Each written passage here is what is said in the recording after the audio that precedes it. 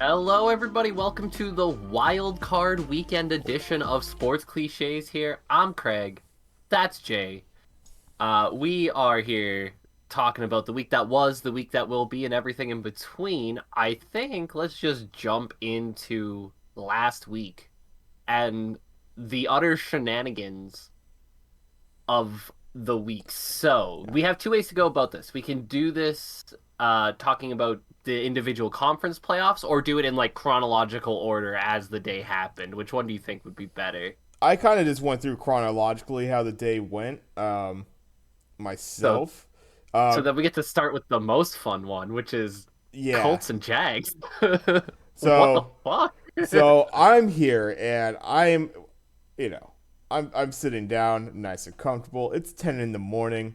It's Sunday morning football. I got a few hours until I'm going to be stressing about my Niners game. Okay, let's why not? I got some games to choose from. Let's watch the Indianapolis Colts beat up the Jags and me confirm that, okay, yeah, the Colts are a good team and a playoff team, and I'm not going to cost myself like 70 more bucks on a bet.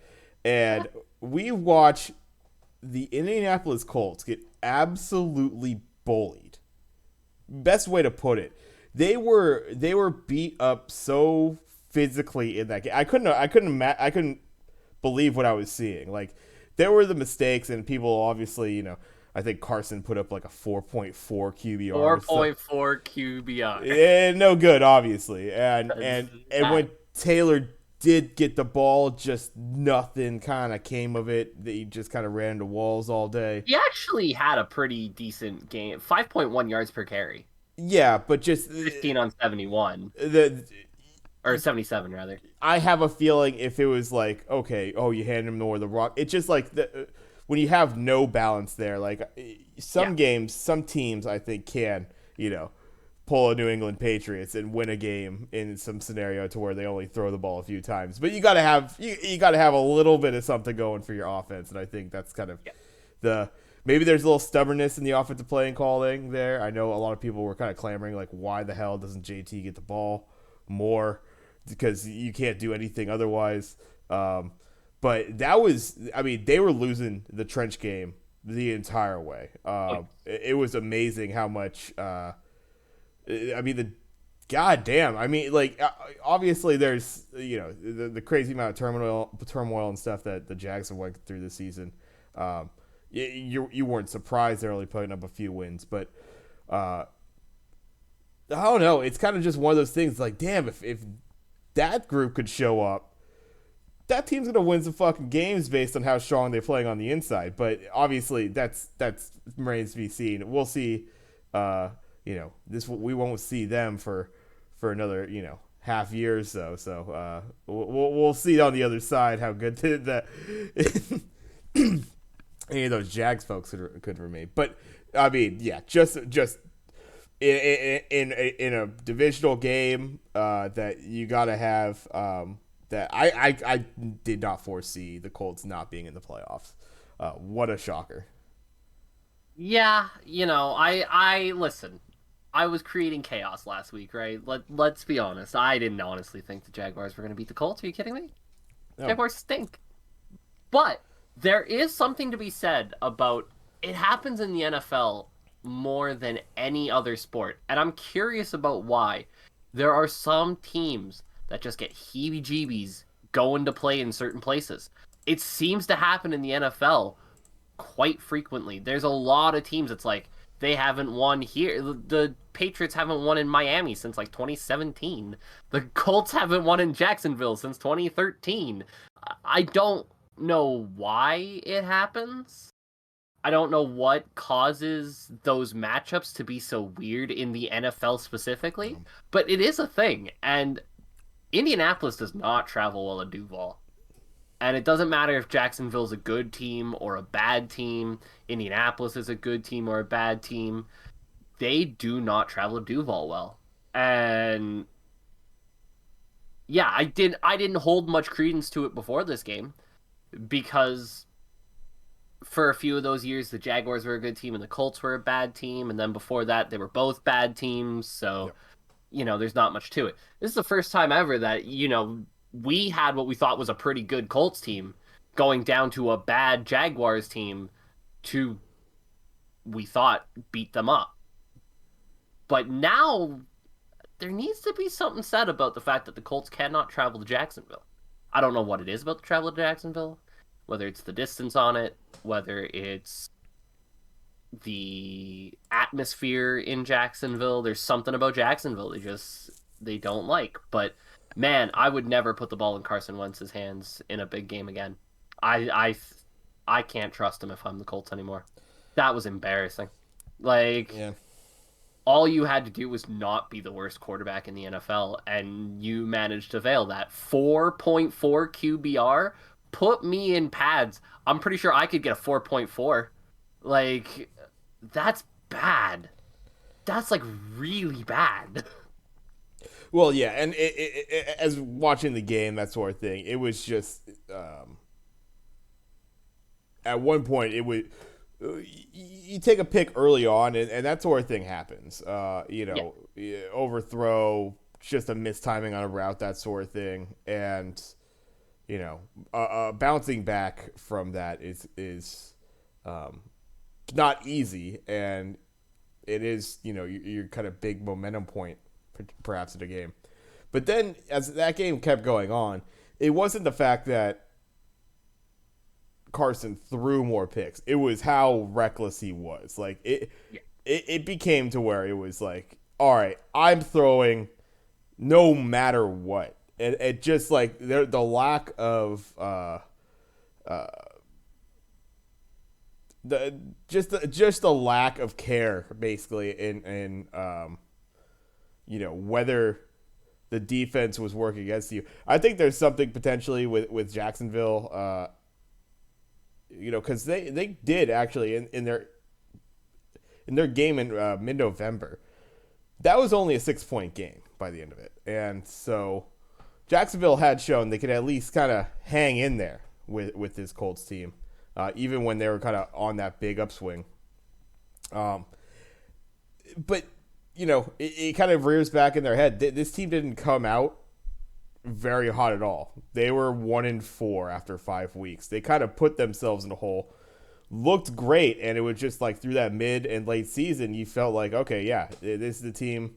As long as the numbers line up right, and everything looked to line up right, and then they dropped back to back against Vegas and Jacksonville.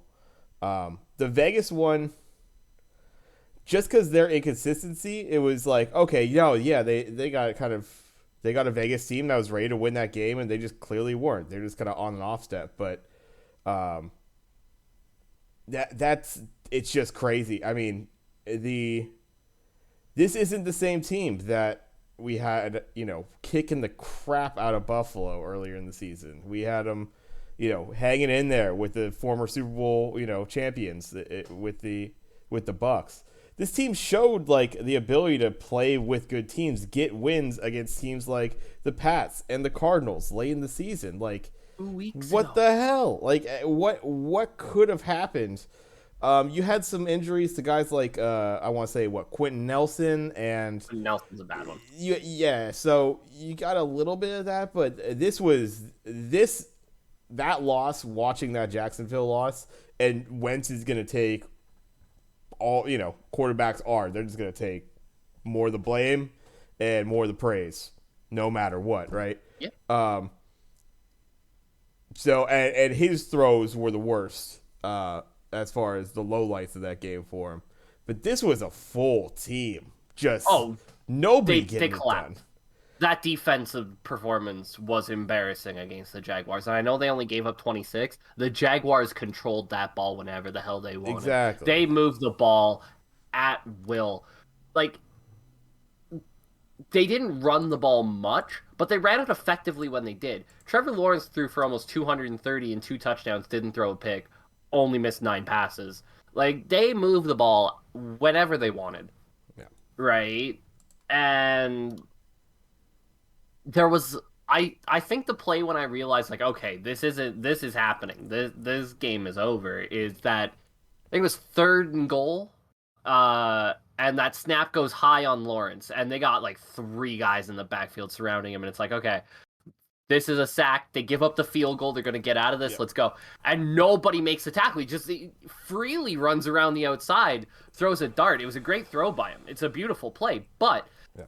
no excuse for a defense not making that sack. There was 3 guys surrounding him. He bootlegs out to the right, and for some reason, nobody tackles him. Yeah. And that was the moment, I think, where I realized, like, more so than any offensive play, that play was when I realized, oh, the Colts got nothing in this game. Yeah, yeah. They have all of. I mean, yeah. You kind of look up and down that roster. It's like they got players that get after it. Like it's shocking that they're not in the defense. They're not in the playoffs. And I guess we can kind of move right into it. A team that is all of a sudden making the playoffs, with that loss happening, open up the door for some crazy scenarios, which is what Craig was looking for. Craig was looking for some chaos, and I don't think anybody saw this coming. So many things had to happen. We're talking about the Pittsburgh Steelers going into Baltimore to win a game 16-13, and I was like, okay, yeah, good for him, I guess. But then the kind of realization that shit, the Colts just lost. This actually matters. I don't have much to say about this game in particular. Just the fact that just another fucking overtime loss. This game looked ugly. This game could have been a tie toward the end. This game was ugly as hell. It was so bad. Tucker, this was a game between 2 bad teams that somehow had a shot at making the playoffs, and Pittsburgh did, I guess. Your treat is going to be getting absolutely mauled to death by Kansas City, but yes, mostly. Like, Pittsburgh's a bad team, let's be honest, right? 9-7-1 flatters Pittsburgh a great deal. This is a team that when they lose ugly. By the way, Chiefs team that they're playing, they already lost 36-10 to.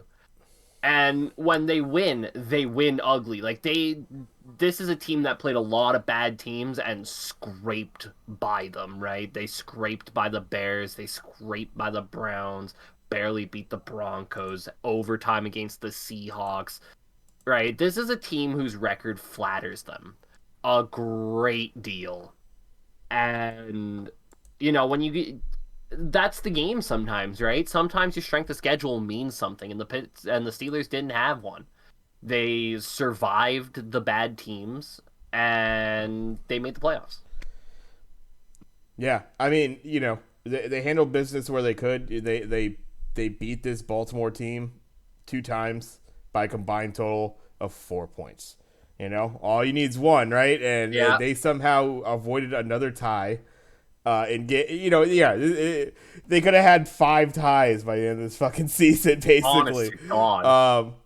But and weird ones, they get a weird win against Tennessee, kind of toward the home stretch of regular season games. A Tennessee team that without Derrick Henry was still putting it together. It took them a couple weeks to figure out how to play without Derrick Henry, though, and they caught him at the right time. Yeah. But still, I mean, that's still a W is a W sort of thing. It just it just sneaks in, and it's like, yeah, this is not a squad that looked any bit of a playoff team. And you take a look at those AFC North standings by the end of it. I mean, a Baltimore team that was absolutely riddled with injuries throughout the season. And then the nail in the coffin. The nail in the coffin. And I think we both like Huntley. But Lamar going down, it's like, that was the final. He was stringing together as little of an offense as they could.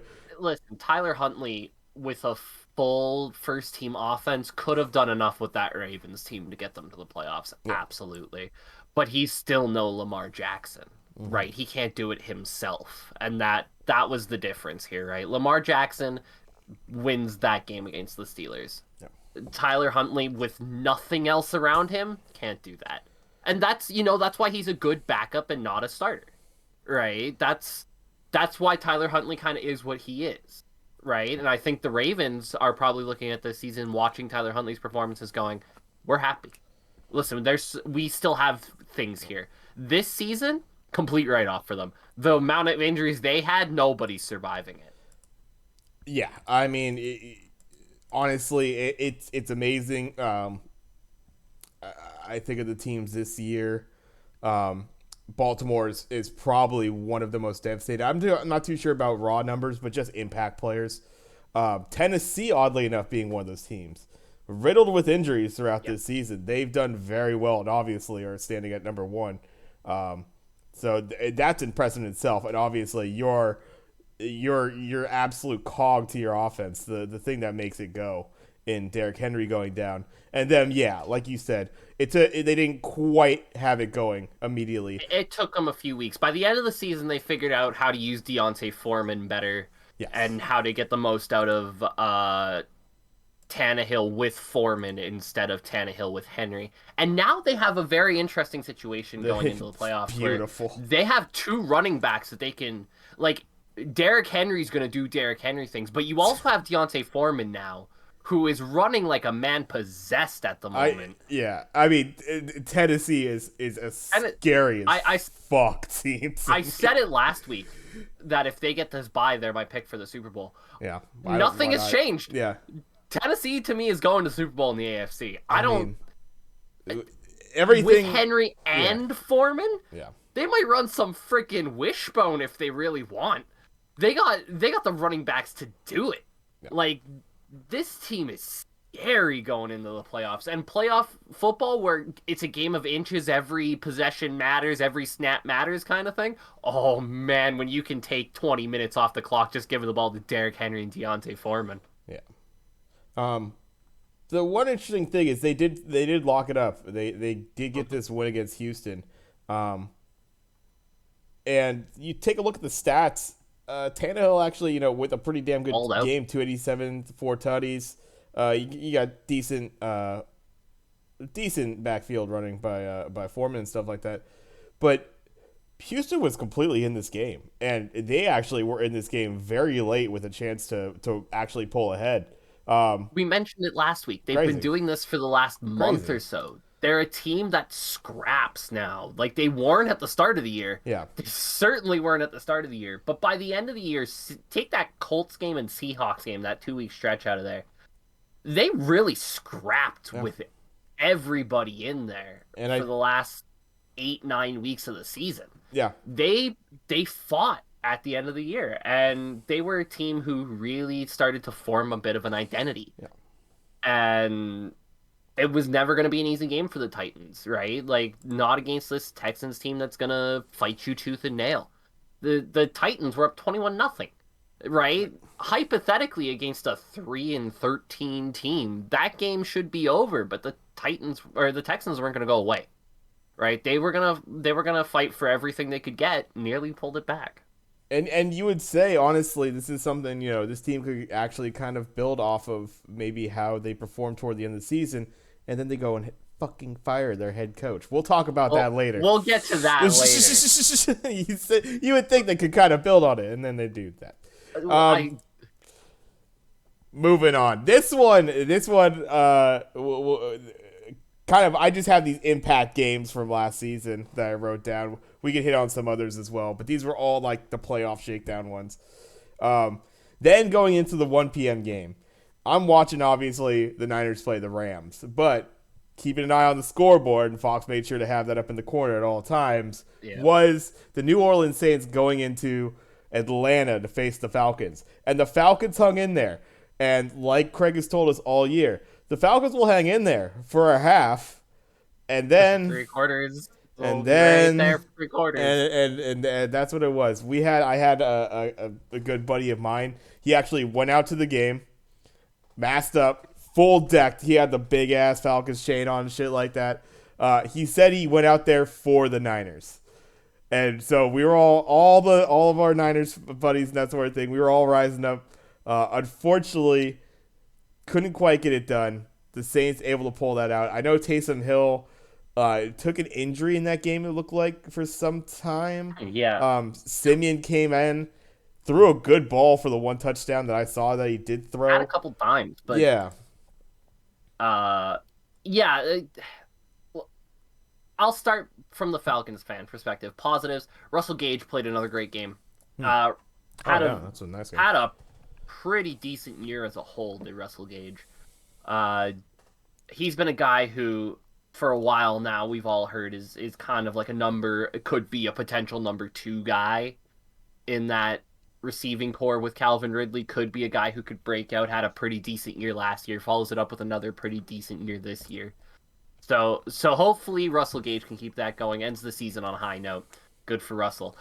We need a running back so bad. I love Cordell Patterson, but the guy's a wide receiver, right? Yeah, Or yeah. or a third down back at best, right? They need a running back really bad, and they need talent. I talked about it last week, right? Uh, the Saints spent the whole game double teaming Kyle Pitts, Yeah. right? They were like, Kyle Pitts is not going to catch a ball, and I think he ended up catching two. Two But catches, 5 targets. I mean, yeah, yeah, you couldn't go to him. they were literally like, this guy doesn't touch the ball.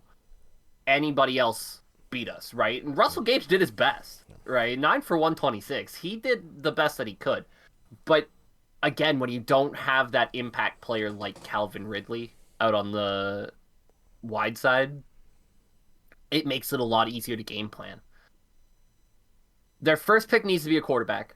It needs to be Kenny Pickett. Just throwing it out there. Just throwing it out there, Falcons. If you're listening, Kenny Pickett. But uh your defense has some players to it, and you can add to defense and free agency. Draft some skill. Draft a running back. Draft a wide receiver. Get a couple of guys in, like like a Kenneth Walker the third. Somebody like that. This is another class like last year that's chocked full of wide receiver talent. You're in the second round drafting wide receiver talent. It's usual first round talent in most years, right? There's going to be options for you to pick up some talent, and you need it really bad. Matt Ryan's got one more year on his contract. He'll probably be back next year. He's still serviceable as a quarterback, and he gives you time to let Kenny Pickett kind of get used to the NFL game, get acclimated to everything. He can practice with the team. He can learn from what Matt Ryan does. We talked about this last week as to how a sports mentorship works, right? And I think in Atlanta, you'll be much more willing to see that camaraderie between the two because Matt Ryan probably knows, like, I got 1 year on this contract that's impossible to void. I'll play it, and then I'm done. Right? Like, Matt Ryan's time in the sun is up. And I think Matt Ryan knows that. He could retire this year, but I don't think he will. He's been pretty loyal to the Falcons his whole career, and like $20 million in dead cap is just not going to help them when Matt Ryan this year was fine at quarterback. He's not the Matty Ice that was winning MVPs, but he's fine.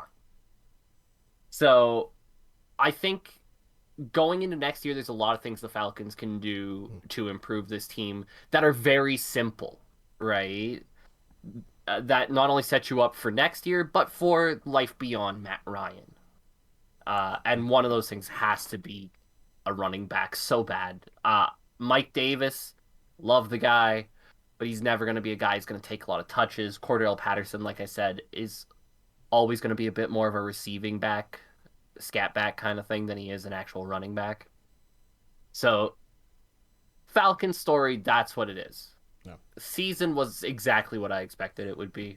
If you had told me 7-10 at the start of the season, I said, yeah, it's about right.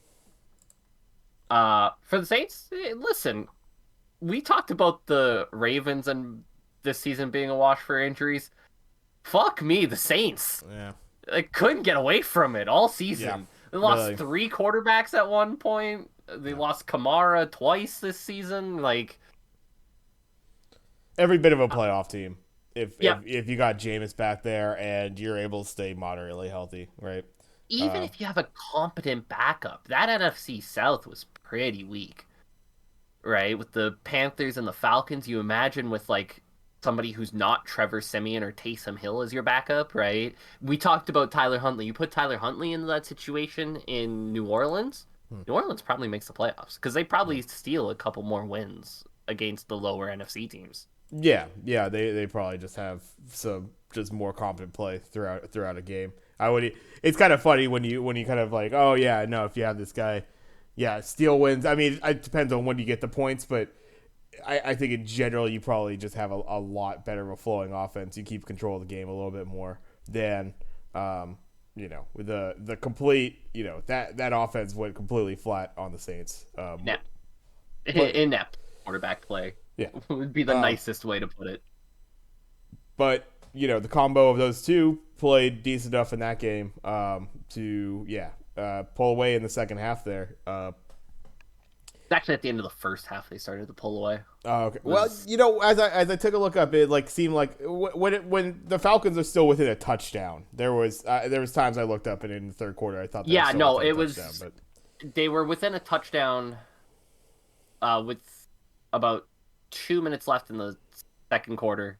okay. Then they go down, score a touchdown, and then Falcons have a quick 3-and-out, and they get a field goal at the half, and Mm. it's like a 10-point swing at the end of the half, Oh yeah. and Jeez. then Falcons score a touchdown to start the third, and then a touchdown near the start of the fourth, and it's like, okay, starting to get back into it, and then Yeah. they didn't.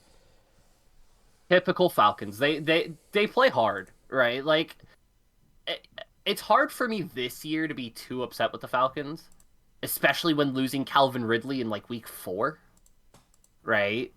Because even with Calvin Ridley, the problem with the Falcons, everybody was saying, was there's just not enough talent out there, right, to really make that push. You take away Calvin Ridley, and now that talent pool gets even thinner, Yeah. right? So I have trouble being mad at it. They played hard all season, right? They were bogged by lack of talent. What are you gonna do? Yeah. And it's a when I think kind of the depth is so thin on some teams like that. You'll have some pop. You'll have a Cordero game or something like that. Matty Ice Health will hits will look go off. Yeah, Matty Ice will look pretty Yeah, good for a game or something like that. But yeah, it's not their game in game out. You're gonna have some flat games. A defense that uh, kind of got beat up on for some of those games for sure. Because the offense wasn't able to produce, they're just kind of getting left out there longer and longer, and that's kind of what happens with those. I would say kind of contributes to that second half breakdown. Teams, they have to keep running their defense out there because their offense isn't able to produce, and you're able to hang into games for quite a while, and then second half comes, you're starting to take a lot of snaps as a defensive player, and you start to wear down a little bit. Good offensive teams will open you up and put some points on you, and I think that's just kind of what happens to the Falcons and to other teams that are kind of in that same situation, right? To where yeah, they show aspects of being good teams at times, but you just can't get it done consistently. AKA your Denver's, great yeah. defense, but they can't do it all game. Um, One game though, and this is we'll move right into this. This is the one that this was like 2.5 games. It felt like it felt like an eternity watching this game. But it was an incredible game for a week 18 to where you're not gonna have a lot of meaningful games for a lot of teams. This one was meant a whole lot to one team actually making it, and then really kind of momentum wise and where they're slotted now. What happened to the Rams here put them in a sticky situation for the first week of the wild card playoffs. But we're talking about the Niners going down to LA, bringing 2/3 of the goddamn stadium with them, and packing LA and getting a win in OT against the Rams. And I have quite a few things to bring up on this, but what was your thoughts? Kind of taking a look at this game, watching it, the aftermath.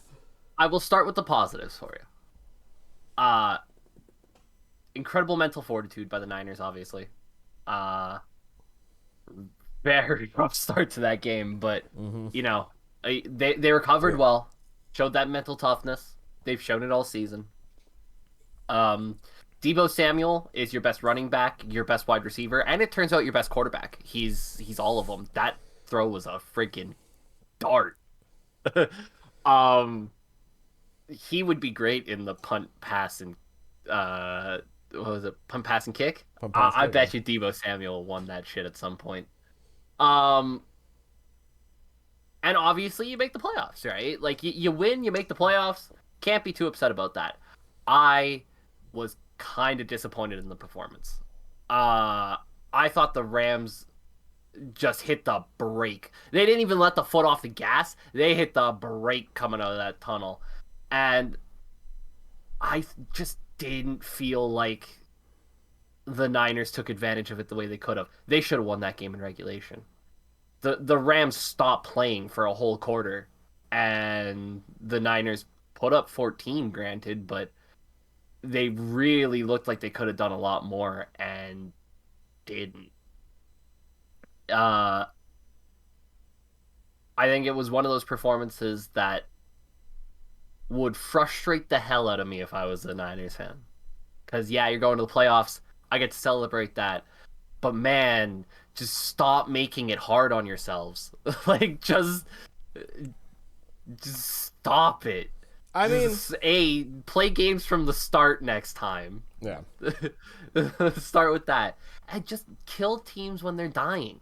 They don't do that often enough, right? When a team's flopping in front of you, you kind of let them have life. And Rams pushed it into overtime, and Niners got the win. Is good for them, but boy, they need to show a bit more killer instinct going in the playoffs. I mean, yeah, that's. I guess that's a take. I'll tell you from Niners Nation, everybody's pretty pumped up about how that team played Of course they in are. the They made the second half. playoffs. Well, no, but in a lot of things. So we'll go into it. So yeah, absolutely. This team, and it's been notorious throughout this season. The Niners have come out very flat in games.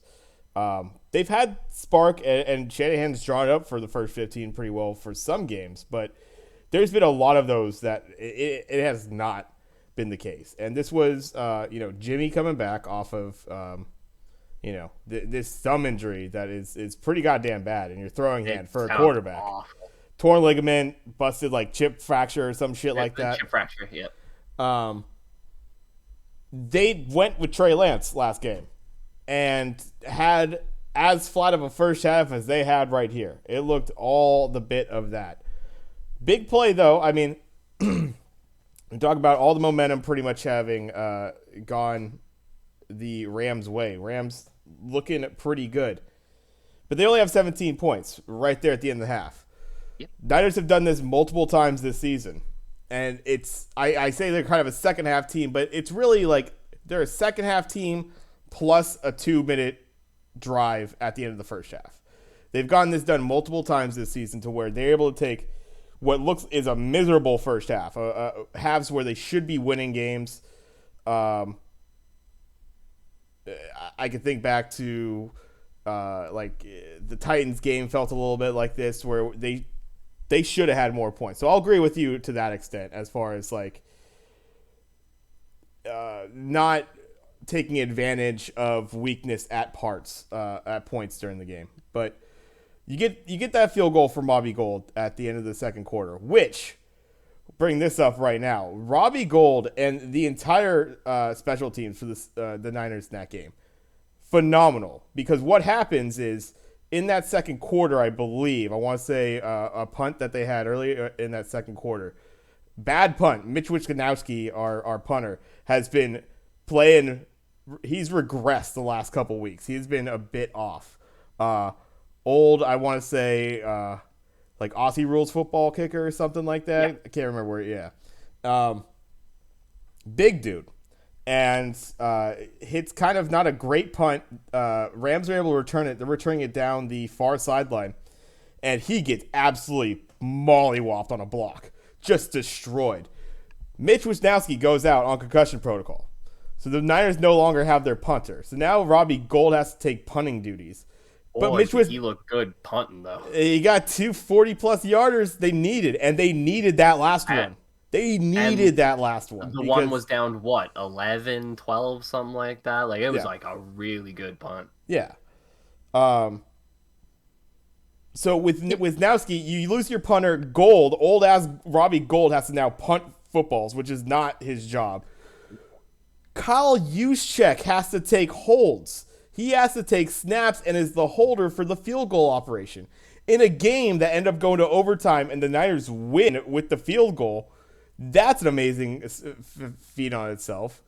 Now, to be fair, I was reading this up. I know Kyle Juszczyk held field goals in university. Sure. I mean, I would imagine he had some kind of experience. So that's why he was the one who came in there.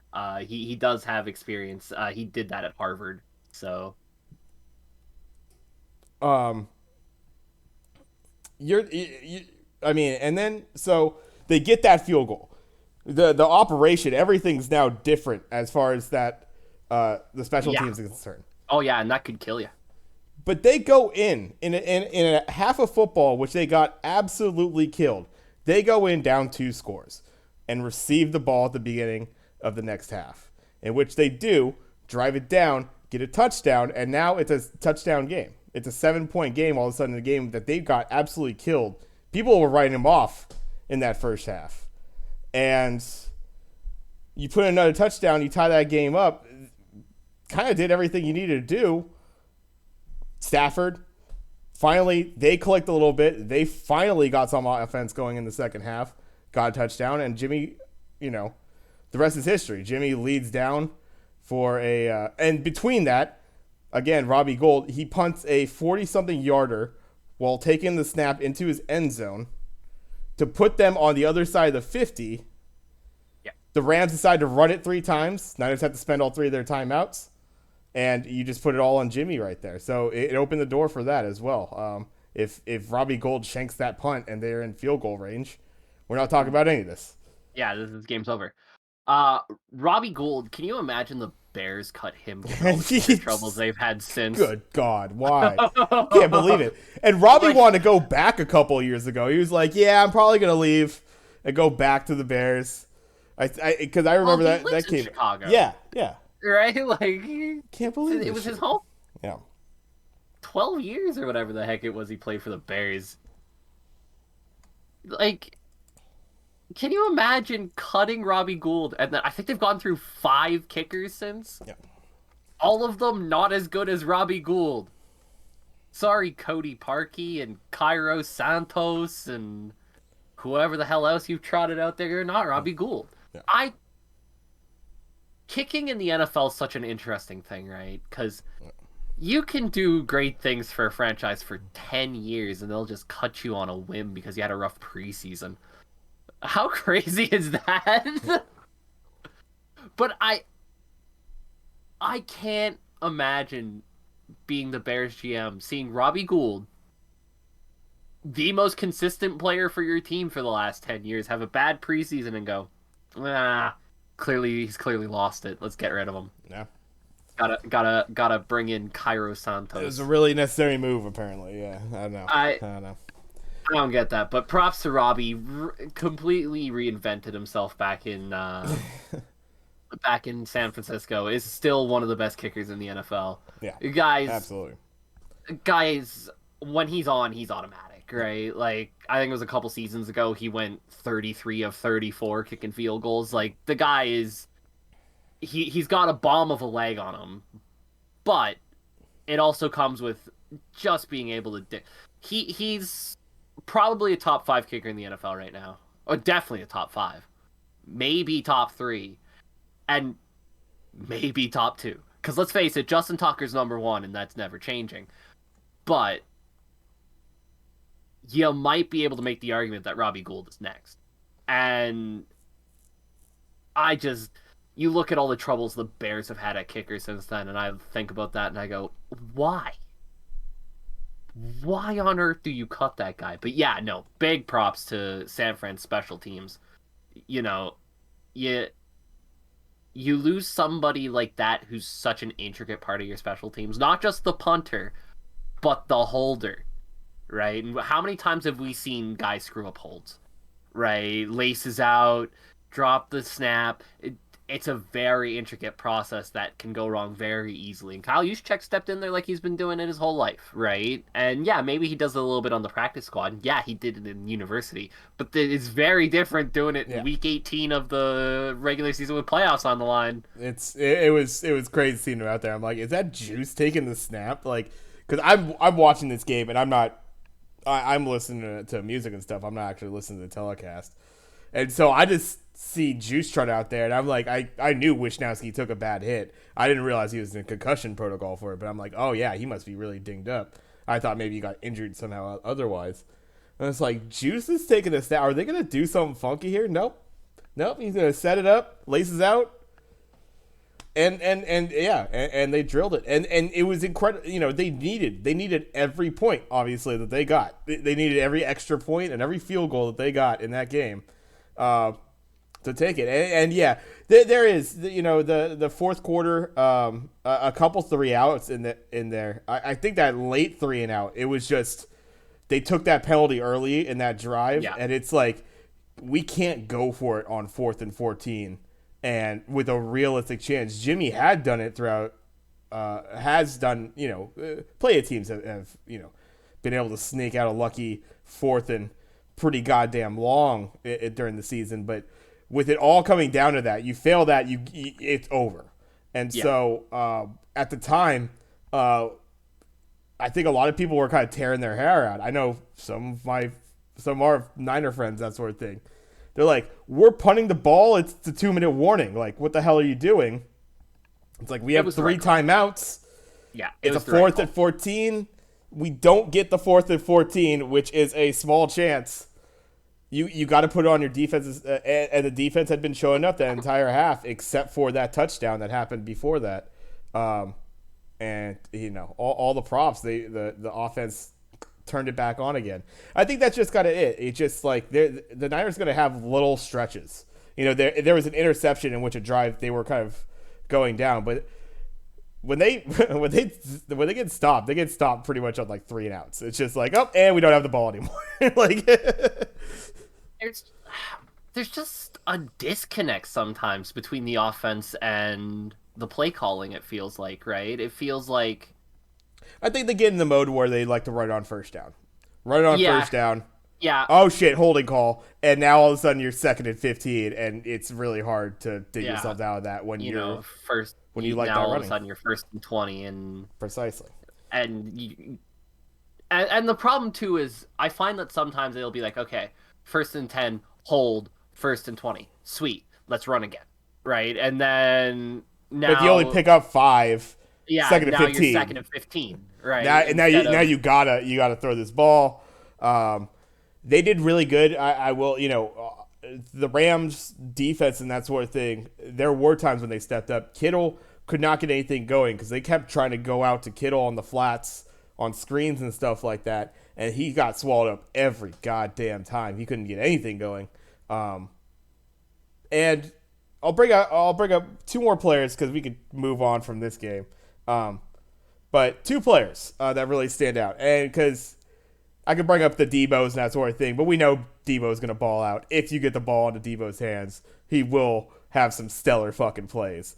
Honestly, just play him at quarterback at this point. I mean, yeah, run him on a reverse sweep throw, run him on a reverse run, and get a touchdown that way. All Throw that it to stuff. himself. He's friggin' fast enough. He'll find a way to do it at this point.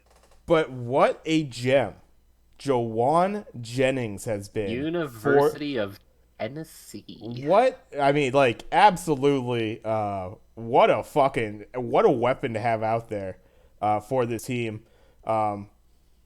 I think early in the season, he's kind of playing the role that Mohamed Sanu was supposed to play, and Sanu went down with injury. He was a healthy scratch for this game, and I guess the reasoning was because he said that he couldn't sit Jawan Jennings because Jennings was playing too fucking well, and fucking goddamn, he has been. He has been everything that this offense kind of operates on. He goes out and blocks. He's a tough yards after the catch runner. Clutch plays all over this game for this team. So hats off to Jawan Jennings for really stepping up as a key part of this offense. As an aside, because I like to bring up the fun people stories.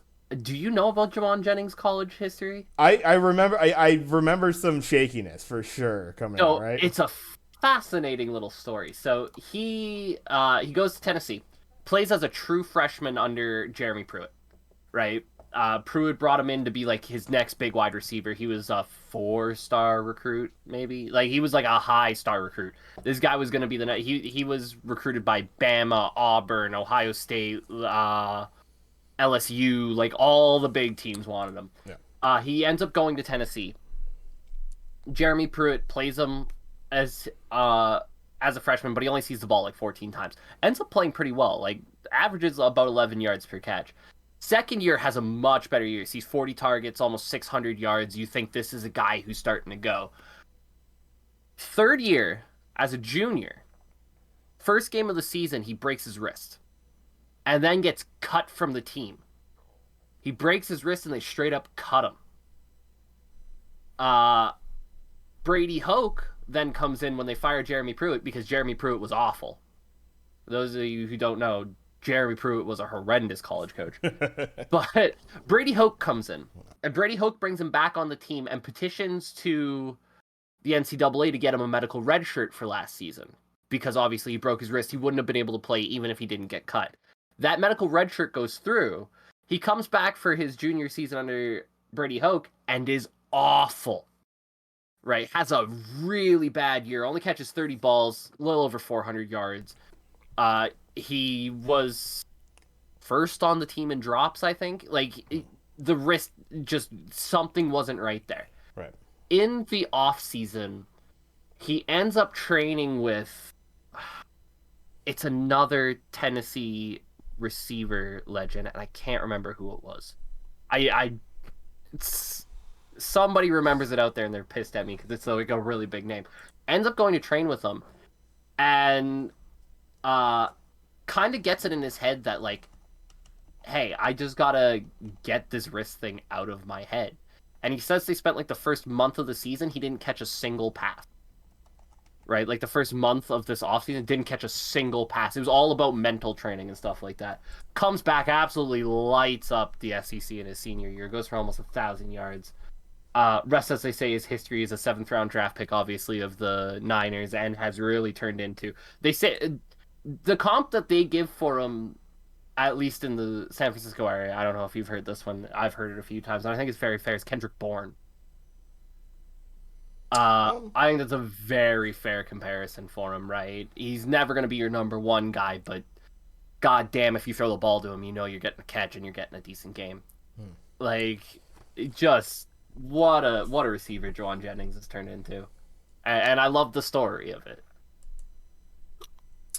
Yeah, I mean, yeah, I think that's one of the things. We've brought this up in a previous episode. It's kind of, we live in the world of very much like you could look at any player any given time, under a microscope and really kind of like pick them apart left and right. They have Madden ratings and that sort of thing. It was Peerless Price. Peerless Price, okay. I was gonna say Dante Stallworth. That's another. No, it was Peerless Price. That was gonna be my UT guess, wide receiver. But the idea that like, at the end of the day, all these, everybody's just a dude. Everybody's just a human out there, that sort of thing. And who knows for what reason. You just wake up and you're just, you're half step off for some reason. Or, you're just not feeling it. You haven't been feeling it for a while. You got other shit on your mind, other stresses. Who the fuck knows? It's just kind of one of those things to where, because like how much, how big sports in general have become, you kind of, so much of it is, what have you done for me lately? Players and coaches aren't really given the avenue to potentially bounce back in certain situations where they all of a sudden they drop off. A lot of players have dropped off and they never see the light of day again. Um, as far as what was projected to be their career path, that sort of thing. So, yeah, it's great that it seemingly with the Niners. I mean, I think it was a name that seeing on the roster, I'm like, okay, like, but no huge expectation, and he has been just an absolute fucking stud for the Niners in a season where it was really Ayuk wasn't seeing touches at all in the beginning of the season. It's like, where are we going to have offense other than Eli Mitchell, a 6th rounder, having to come off the bench and doing it for us, and Debo. And Kittle was injured at the time, too. So it's like, where the hell else are we going to have somebody? Jawan Jennings was kind of that guy that started to emerge on this team and has continued to. So it's awesome to see. Yeah, and I guess other player, just quickly want to bring up, and who I unfortunately, like, I could not, for the life of me, get his name in my head last week. Ambry Thomas, yeah, with the end game pick, covering Odell. Nothing like stellar coverage. I'm not going to be like, oh, he fucking, yeah, look, he has all the keys now, that sort of thing. But it's just like, it's a nice momentum boost for a guy that if there was any one player, you're going to take a look at the Niners secondary and be like, this guy is giving up everything and causing all the penalties. It was Ambry Thomas, the kid, like the rook. But yeah, that was fun to see. And I know Cooper Kupp still got all of his, and Higbee actually was doing pretty nice in that first half for the Rams as well. But just a nice little thing to see for the kid, going into the playoffs, and he's gonna be leaned on. It's not like this Niners secondary suddenly got a lot more depth to it. He's gonna be expected to go out there and play. So that'll be interesting to see for this game coming up. I will say with Ambry, and I think it does need to be stated, you don't draft a guy in the 3rd round to be a shutdown corner in year 1, right? I just don't. Nobody expects that, right? Ambry was forced into the situation where you have to guard everybody's best player by way of everybody getting hurt, right? Like, he was never supposed to be that guy. Obviously, it's been a tough season for him, but I think that perspective is important, right? This was supposed to be a learning season for Ambry. He was. I think everybody out of college in Michigan knew that he wasn't quite ready to step up and guard everybody's number 1, right? Like, if you said in week 1, we're going to need Ambry Thomas to guard Cooper Kupp, everybody would say, we're fucked. A little bit. Right? So I think that's worth noting with Ambry. He had to take a lot of lumps this year. No. Obviously. Because, again, he's in a situation he shouldn't be in, right? No.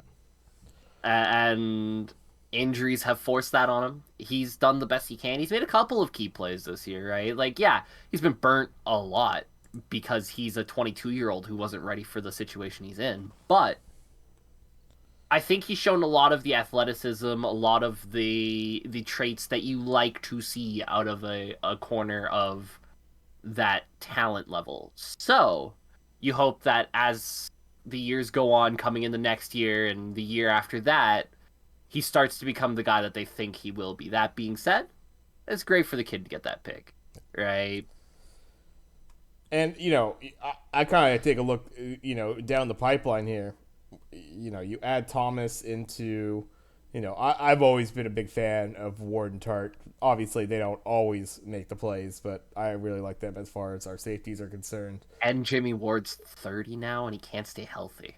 Yeah, Jimmy Ward, a little bit. I mean, like, we'll see. 30 is still kind of, if you can get on the better side of injuries, it's not like injuries happen less as you get older, obviously. That's true. But, hopefully he was able to stick in there. You got Emmanuel Mosley, who's just been coming back. Jason Verrett, who's unfortunately been on the IR. Next season, you talk about him potentially being back.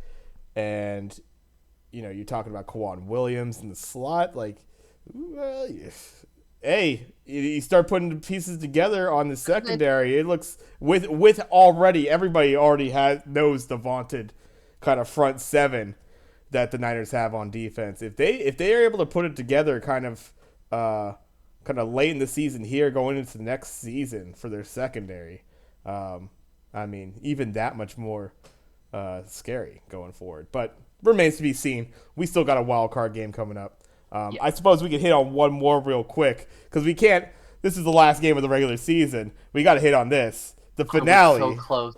I was so close to creating perfect chaos. And really, the Raiders were just going to give it to you until we have Staley call a timeout at the end. Everybody's seen the video. To me, it looks pretty obvious. It looks like he goes up to him and says, "You guys were going to knee." And he kind of nods and goes, "Oh." Because it does. It looked like they were just going to snap the ball, run around for a couple seconds, kneel it down. I know the Chargers have come out and said it looked like they were running a play and they weren't ready for it. Bullshit. I saw that play as much as everybody else did. Nobody on that field is out there looking ready to block or anything. Are you kidding me? They're all kind of standing there, like, barely in formation. I mean, they what are they going to say? Oh, yeah, no, we fucked up. They kicked a field goal because we called the timeout. I would have respected Brandon Staley more if he went, "My bad." Yeah, and then he'd fucking throw it out the next day, right? You should have been thrown out anyways. You cost yourself the playoffs. Pretty much. Playoffs. Yeah, I mean, I don't think we had to touch on the detail. This game was actually, like, not ugly per se to watch. Weird. It was though. It's just like, oh yeah, we're gonna kick some field goals back and forth. Oh shit, Chargers coming back. Like, it was weird. Yeah, like it was so bizarre. The overtime, they kick field goals back at each other. It was literally like, so the Raiders at one point were up what, like 20-14 or 27-14 29-14. They're up by 29-14. And it was like, okay, this game's over. And then all of a sudden the Raiders were like, well, it's not even like we need to win this, really. Yeah. And then they just decided to stop playing for a bit, and the Chargers come back and tie it. Then we go into overtime, and they kick the field goals, and it was done. Yeah. Like, the game was done. I walked away from the TV. I was like, unbelievable. They actually tied. I love it. And then so I went upstairs to grab a drink. I come back downstairs, and my dad's like, the Chargers called a timeout. And I'm like, bullshit. No, they didn't. like in my head, it was so stupid. Why? They're clearly not going to try anything. Here's the thing. I guarantee you that if they don't call that timeout, even if they do run a play and pick up the same yardage, they're not going to kick that field goal. You know why they're not going to kick that field goal? You know how much can go wrong kicking a field goal? That you fumble that snap and it gets returned the other way? That thing gets blocked behind you? That ball's live! They're not going to kick the field goal. The only reason they kicked the field goal was because the Chargers called that timeout, and they were like, oh, okay, we're playing now, huh? Fine. Yeah. I mean, that's what's going to be looked at. I mean, we called it the week prior as far as a disappointing team. This Chargers, there's no way they shouldn't have made the playoffs. It is crazy that they're not in there. The amount of talent that team has, like, you have Keenan Allen and Mike Williams and Austin Eckler and Justin Herbert all on the same offense. Yeah. How do you not make the playoffs? Yeah. And in their place, the Raiders do. And in the crazy, way that everything lines up and tiebreakers and such, the playoffs the Raiders not only make the playoffs, they jump to the top and are the top wild card seed. So they play Cincinnati instead of having to go to Buffalo. A game that the Raiders probably don't feel too awful about. You know, they got a young Cincinnati team that's never played a playoff game before. Precisely. You got Josh Jacobs running hard right now. Again, running game in the playoff tends to carry. Easily the most winnable game. They don't want to face the Chiefs at Kansas City. And you don't want to go up to Buffalo right now. Fuck that.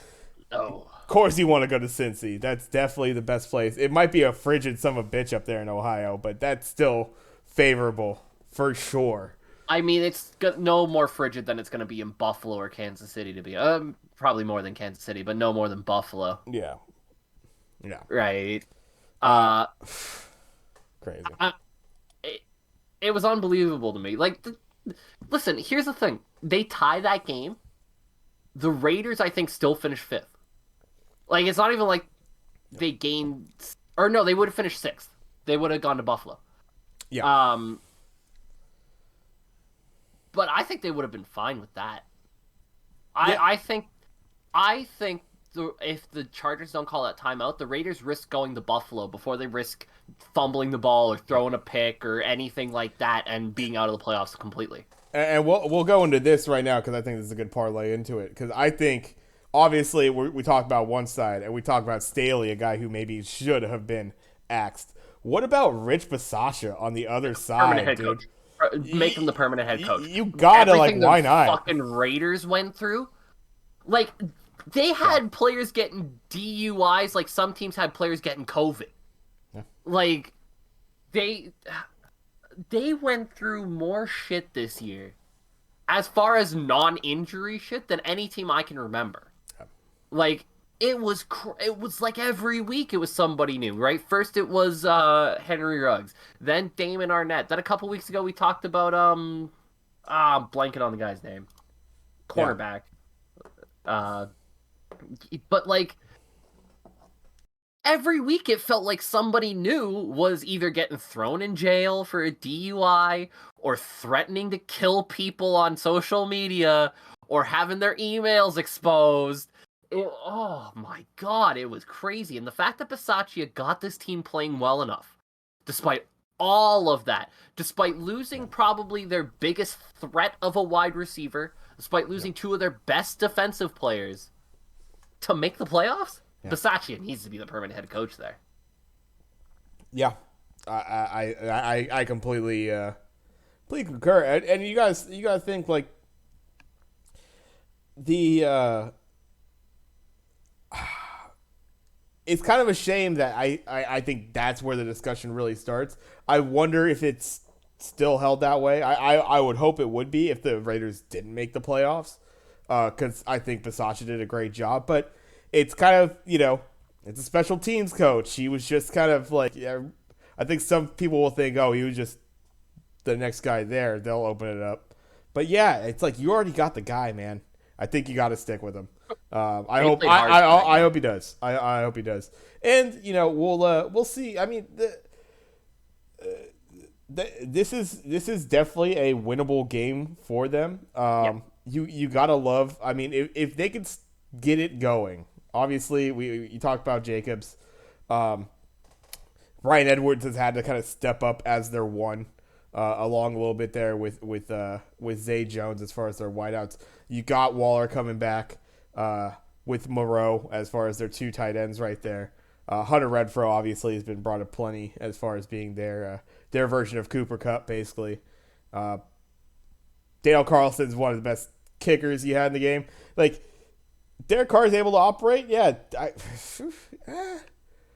there's a chance. There's a They could fucking make some chance. noise. There's They a could make chance. some Yeah. noise. I'm not saying they're going to the Super Bowl or anything crazy like that, but this is a team that can make some noise in the playoffs, and especially for the Bengals, a team that hasn't been there before. Let's face it, if AFC North this year kind of stunk. It was kind of a bad division. So the Bengals, yeah, 10 wins, but a lot of that coming against some pretty poor opposition. The Raiders are coming in a little bit battle tested these last couple weeks for sure, having to get past the Chargers and the Colts. But obviously they've played the Chiefs, they've played the Chargers a couple times. They've had a tough schedule to get here, right? It's not like they took the easy road. So it's an interesting draw for sure. I think it's probably the tightest matchup of the weekend. Um, except for maybe the interdivisional one. Uh, yeah, I an interesting game. But shout outs to the Raiders. How Brandon Staley survived Black Monday, I'll never know. I get that he's only been there 1 year, but listen, that 1 year was enough to show me this guy can't coach.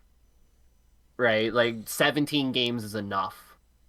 You can get enough of a sample size out of that. His play calling all year was horrendous. He spent a lot like He the loves to way they roll the would just dice. Yeah, he rolled the dice all the time with those and first the way downs. he would just actively go away from the run game despite having Austin Eckler and just force Herbert to throw the ball 40, 45 times a game. Threw it 60 times in that fucking game. Like, I get it. Herbert's a fantastic quarterback. I'm not saying take the ball out of Herbert's hands. I'm saying maybe give Austin Eckler a few more touches and make this a little Yeah. bit easier on your offense. Because Austin Eckler is very good. Like, this is not some below average running back who you can't trust to hold on to the ball. Austin Eckler is a very good running back who can do a lot for you. Work him into screen passes, work him into like if you want to pass the ball more, you want to be that West Coast offense, that's fine. Work him into some screens, work him into some short slants. Get Austin Eckler into the game. It'll help spread things out a little bit. They would actively take the ball out of his hands sometimes, and it drove me insane. His play calling was never that great. The Chargers actively regressed under him this season. I think that's fair to say. I don't think anybody would argue that the Chargers regressed as a team this year. This is a team that should have easily been a playoff team, easily won 12 or so games, and instead they're out. Yeah. And the fact that the coach keeps his job after that is shocking to me. Oh, and we'll go into it. We'll go right into it. Shocking that a guy maybe kept his job. Potentially shocking. We got a lot of head coaches that have been fired already, right after the regular season ended. The good old what they deem Black Monday. You want to start with the obvious ones, and then we can go into the ones that were a bit more of a surprise. Like, can we just get like Matt Nagy out of the way? Of course, they fired Matt Nagy. Matt Nagy, Mike Zimmer, they actually played last week. Two Yeah. coaches that were on the way out. We kind of had our fun with that as far as who's We going to figured win and it. potentially We figured it didn't keep matter, their job. right? Like we both joked about it, but I think we both kind of figured they were both fired, right? Yeah. Like I think we both kind of knew that didn't matter. I will throw one excerpt out there as to why Matt Nagy should have been fired a lot sooner. After the 2019 season, Nagy and Trubinsky had gotten together and decided to hold a meeting to see like what we could do better. How can we fix this? Trubinsky came to the meeting with like 8 pages of notes, man. He went through the depth chart and went through the free agents and said, here's the guys we could add. Here's guys that we can move on from. Here's what we can do offensively to, I think, open things up a little bit more. Matt Nagy didn't even show up to the meeting. How did this guy keep his job for 5 years? Damn. Yeah, I mean, and yeah, apparently there was tensions inside the locker room between those two as far as getting at one another. Nagy, I don't know, man. He got that coach of the year. I'm blaming Trubinsky for all the failures, so I'm not surprised. Yeah, and that and getting that coach of the year, he got that coach of the year. And it's like, okay, you can't fire him the next season. Can't fire a coach of the year. Yeah, he's coach of the year like 5 years ago now, but he was coach of the year. Yeah, he was. Yeah, Mike Zimmer. It was time. He lasted quite a long time. A lot longer than I expected him to last. And yeah, Vikings. They rose above water a couple times there. They looked good, and then they just kind of got stomped when they got into the playoffs. You can't hitch your wagons to Kirk Cousins and expect to go any further than they have. Let's be honest. Yeah, my feelings on Kirk Cousins much the same. Vic Fangio, I think a lot of people did expect this. Kind of a shame. Like, I know Fangio is he is a defensive guy. Yes. And so you couldn't fault the Broncos for how they played defense this year. Absolutely Obviously, he's not quite running. I'm thinking, I don't know, you get that guy with the right OC with some talent under his belt on the offensive side. I was going to say, I would argue Fangio's failings are way more on John Elway than they are on Vic Fangio. Sure. John Elway never gave him the offense to succeed. He was constantly looking for the next 6'5" white quarterback who can take over as the Broncos quarterback instead of, looking for the guy who is actually a good quarterback. And He just never had an offense that was ever going to succeed. Yeah. Listen, I love Teddy Bridgewater, but he's not an an NFL caliber elite starting quarterback or even a good starting quarterback. I like, yeah. I mean, I'm so on the fence with him. I think there is. I would take Mariota before I took him. Let's put it that way. True, same. But yeah, regardless, Fangio maybe one on the expected list. Two during the season was Urban. Bye. Nice We've try. spent enough time on Urban. Gruden, good riddance. Um, Nobody had better fucking hire this guy again, okay? I'm fucking sick. He is the Mike Babcock of the NFL. Listen, I'm sick of hearing about John Gruden. He was good in the year 2000. It's 22 years later. The guy doesn't get the game anymore, and he's a walking piece of shit. Just don't hire him anymore. I'm sick of it. I don't want to see him on my TV. I don't want to see him coaching a team. Let him live his life out in obscurity. Jesus. Yeah. Joe Judge for the Giants. They just cut him a day later, which is kind of brutal. Because you think you're safe. It's like, oh yeah, the way the cuts just happened. You wake up Tuesday, you go in, it's the afternoon, and then oh no, actually you're gone. Like, yeah. Shouldn't you have done this yesterday? It's a typical Giants thing. Like the paperwork came in late, the fax machine had a jam or something like that, and apparently he had a pizza and beer party to celebrate his resignation. So at least he had that going for him. And then we'll go into the two surprising ones I think that we both have. David Coley gets fired from the Texans, and this Brian. One, and we'll just jump into Coley. Go for it. Yeah, we'll start with Coley. This one shocked the hell out of me because, like I said, I feel like the Texans in the last 2 months of the season really played their asses off, man. They got the most out of guys like Davis Mills, who actually he made me eat my words at points. He looked like a competent NFL quarterback, right? They were playing frickin' nobodies at running back and getting actual running yards out of them at times. Right, like David Johnson, Rex Burkhead, like what are you gonna do with that? Danny Amendola last game looked like he was playing for the 2009 New England Patriots again. Like, this is a team that doesn't have a lot of talent. But you look at that last 2 months of games, the last 8 games, there's a 2-week stretch in there for the Texans where you just take it and you throw it out the window. They played bad in both of those games. It's the Colts game. Or no, it's after this. Yeah, the Colts game and the Seahawks game. Take them, throw them out the window. They played bad in both of those games. You look outside of that, they're losing by 1 touchdown, 8 points, 9 points, right? They lose to the Chargers by 12. Oh, no, they beat the Chargers by 12. What am I talking about? Yep. The Niners game, they were in that the whole way, right? That score looks a lot worse than it actually was. And then, obviously, the Titans game last week. How do you fire a guy who's got the team that's got Rex Burkhead, David Johnson, and Danny Amendola as their best playmakers? How do you fire that guy? He got them playing. I don't get that one at all. First season, I get the fact that they went 4-13, but what did you expect? You had nothing. Yeah. Empty coffers. And he got them playing. Yeah. Exactly. Like, what do you expect with what you're trotting out there? And now, on the financial side of things, he's owed $22 million. So, $5 million for this past season. He's owed $17 million over the next 3 years that the Texans are still going to have to pay out to a guy that is not going to be coaching for them. And looked like he could actually do a job. Absolutely crazy. Just like, what do you... And somehow, by the way, this is the second worst firing of Black Monday. And we'll just jump right into that. A pretty big shocker. Granted, it was quite an up and down, quite a little roller coaster. The biggest fall and rise that you could have in a season, only to unfortunately just stumble right there at the end.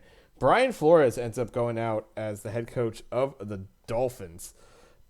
This one...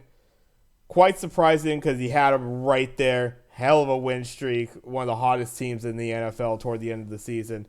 unfortunately just losing it the second last week. So unfortunately, their last week it wasn't even as important there. But yeah, Brian Flores, that's a stunner.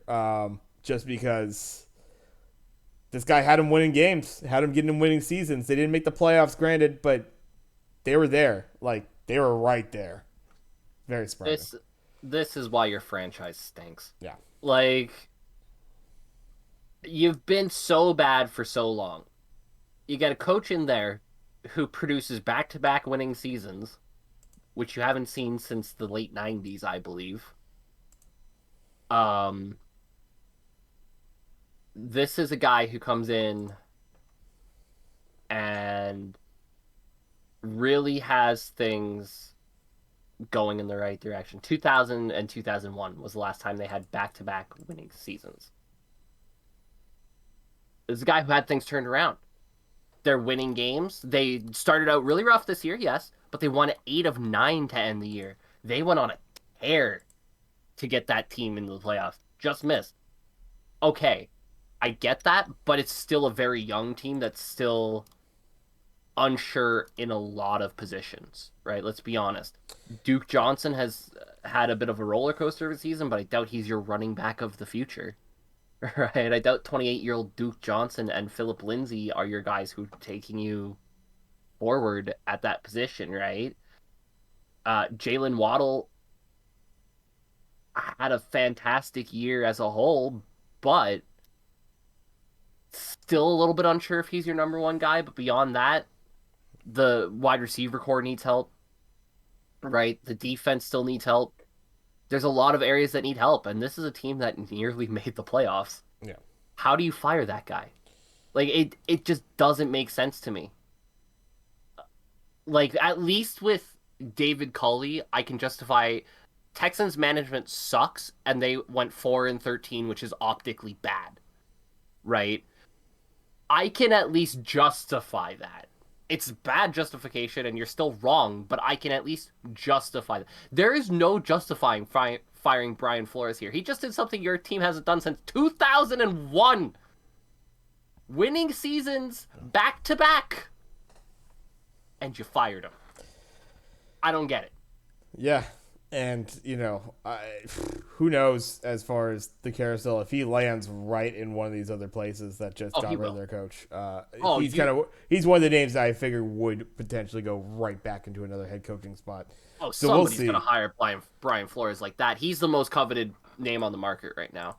And the Dolphins, by the way, I'm throwing it out there right now, are going to hire Matt Nagy. Wow. They're so inept. Like, the management of that team is so stupid. Yeah. Matt Nagy's the only name that comes to mind that it's like, yeah, they'll definitely hire Matt Nagy. Are you kidding me? They're gonna look at Matt Nagy and go, that guy won a coach of the year. Brian Flores hasn't won no coach of the years. Oh boy. Well, I would say that, yeah, Flores, I'd say that's a no-brainer. Nagy right into a coaching spot. It shouldn't. It would be interesting if he actually lands as an OC somewhere, because it's like, I think we talked about this before. I brought up this scenario. Best thing for a head coach that just got fired that looked bad doing it. Best thing for them to do, go to an offensive coordinator spot for a good team that just opened up, because those are the guys that moved on to head coaching spots, right? The coordinators to head coach spot. Yep. You go to a good team, you got good players, you already got a good thing built around you. You could be a fuck up like Nagy and still look good. You look good for a couple years. Nagy's back. You get hired back as a head coach a couple years later. And it's the circle of life. It's the worst case scenario, but we've seen this before, baby. We have seen this before. It's the tried and true. They'll forget about you in a couple of years. He was horrendous as a head coach. Yeah, but he's looking so good right now as the offensive coordinator for X good team that already had talent before he got there. And he's just riding those coattails for the next couple of years until he can find the next sucker. That's what's going to happen with Matt Nagy. Matt Nagy is going to dupe us all and still get another multi-million He ain't dollar head duping me coaching ever contract. again. It doesn't Oh, matter. You don't own one of these teams. He's going to get somebody. somebody give me an NFL team. I'll Houston, make sure that nobody Houston hires Matt Nagy. Texans. Houston Texans are probably going to need another head coach Oh in a my few God, years. Houston's gonna hire Matt Nagy, aren't they? It's gonna be a bidding war between Houston and Miami to see who can hire Matt Nagy. Beautiful, yes. Oh, good Lord. Where he is still trotting Davis Mills out there. You know, listen, honestly, I gotta eat my words a little bit on Davis Mills. He ended that season pretty strong, man. Not too shabby. Davis Mills Like, actually was rocking it, yeah. undrafted rookie out of Stanford. Or no, he was third round draft pick out of Stanford. Yeah. Had a really rough start to the season.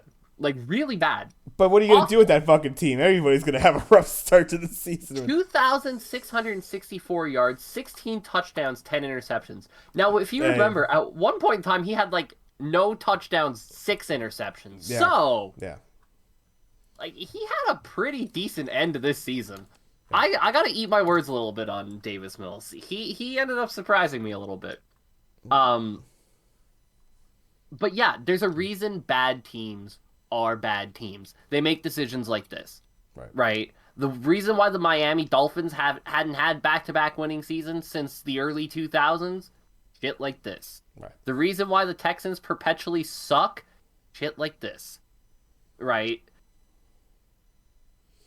And you look at the good teams when they struggle, and what they do is they find the second they find somebody who brings stability, they hold on to that like friggin' the squirrel hoarding nuts for the winter, man. Bad teams, they have a bad season, fire sale, man. Everybody's got to go. No. And it doesn't matter the context behind said bad season, right? Context of a bad season is always important. The Lions, for example. Lions go 3-13-1 this year. Objectively, a very bad season. But they're right where you expected them to be at the start of the year. They played their ass off in every game this season, save a couple. They put the fear of God into good teams. You're not going to fire anybody there. You hold on to that. You keep trying to build off of that, right? If it continues to struggle, then you look to move on, right? The Houston Texans, to me, very similar to the Detroit Lions in that this is where I expected Houston to be. I didn't think Houston was going to win like 7-8 games this year. They were always going to be a 4-13 team. You look at how the performances came about, not what the results were when you make a decision like this. And for Houston, like I said, those last 2 months of the season, they were hanging around with everybody. Nobody would beat them outright. They get a huge win against the Chargers, right? Now, granted, I know we were talking about the Chargers missing the playoffs. The Chargers were a 9-win team who, with one more win, are a playoff team. Yeah. Right? So, like, that's a big win for the Texans. They have the game against the Titans last week where it's like the Titans looked like they were going to blow the doors off of them and clinch first place, and the Texans just wouldn't let them go. That's a team that you don't screw around with. Like, I feel like I need to explain why the Texans one is worse. Because the Dolphins one is self-explanatory. You had a winning season, you don't fire your coach. But the Texans one, there's some real frustration around Houston Texans Twitter on this one. And I can't blame them. I'd be frustrated too. Yeah. It's not the right step. I can't see them progressing much more forward by switching that up right now. But yeah, again, kind of like what I stated before, as we've known, this is a what have you done for me lately? And apparently 2-2 to end the season for the Texans there wasn't enough to keep Coley around. Say what he's done for them lately is actually pretty good. I guess it wasn't. They want him to go. It's like, yeah, just not realistic to what this team's ceiling was. Like, was it his fault? Is he not moving your team in the right direction? I don't think either of those things are the case. This was kind of be expected. You were clearly the potentially third or fourth team in this division that has the Jacksonville Jaguars also in it. So you're getting that third almost by default. Um, And you knew it was going to be bad. So it just coming into the season, I thought they were going to finish fourth in that division. I thought the Jaguars were going to be better than them. no. Now, obviously, we didn't know the shit show Urban Meyer was going to be, but Yeah. like, I don't get it. That when I heard that firing, that one shocked me more than anybody by far. But yeah, I mean, we got we got what I would say is the most surprising, perhaps, of the coaches this past year. Actually, I would say both of them. What am I talking about? We just talked about Bisaccia. Yep. Let's go into next week's games here.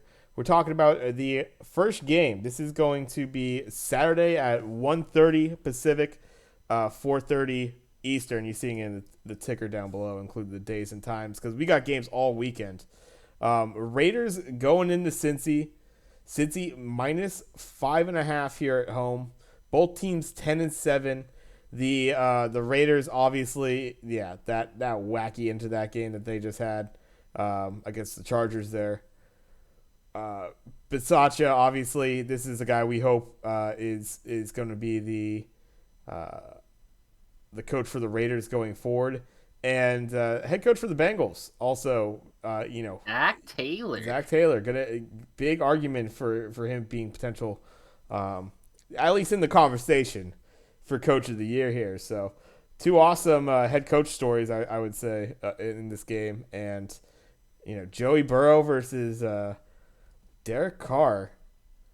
Gonna be, as we were talking about before, definitely kind of the most winnable game for the Raiders. They were lucky to move up to that fifth spot. I feel to face the Bengals, but I mean, damn, this is gonna be crazy atmosphere. I gotta imagine the people in Cincinnati are gonna be fired up to all hell because they haven't been in a situation like this for a bit, and the potential to win a home playoff game here is it's pretty astounding for this Bengals team, considering what we thought they were going to be at the beginning of the season, right?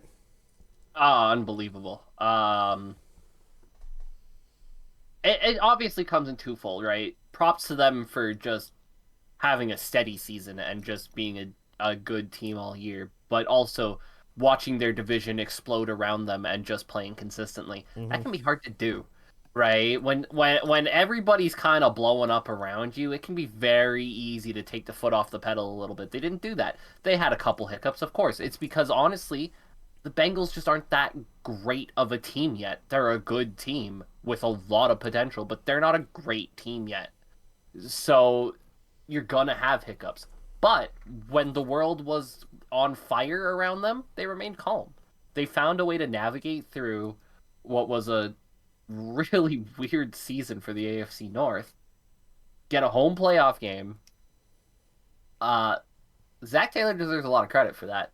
And I know a lot of people kind of shit on the appointment of Zach Taylor when he got hired by the Bengals a couple years ago because he was a nobody, right? Nobody knew who Zach Taylor was, right? He wasn't a big name.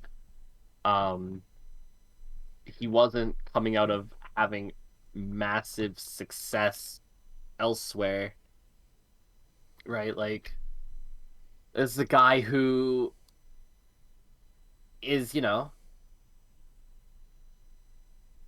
was the Rams quarterbacks coach before being the Cincinnati head coach.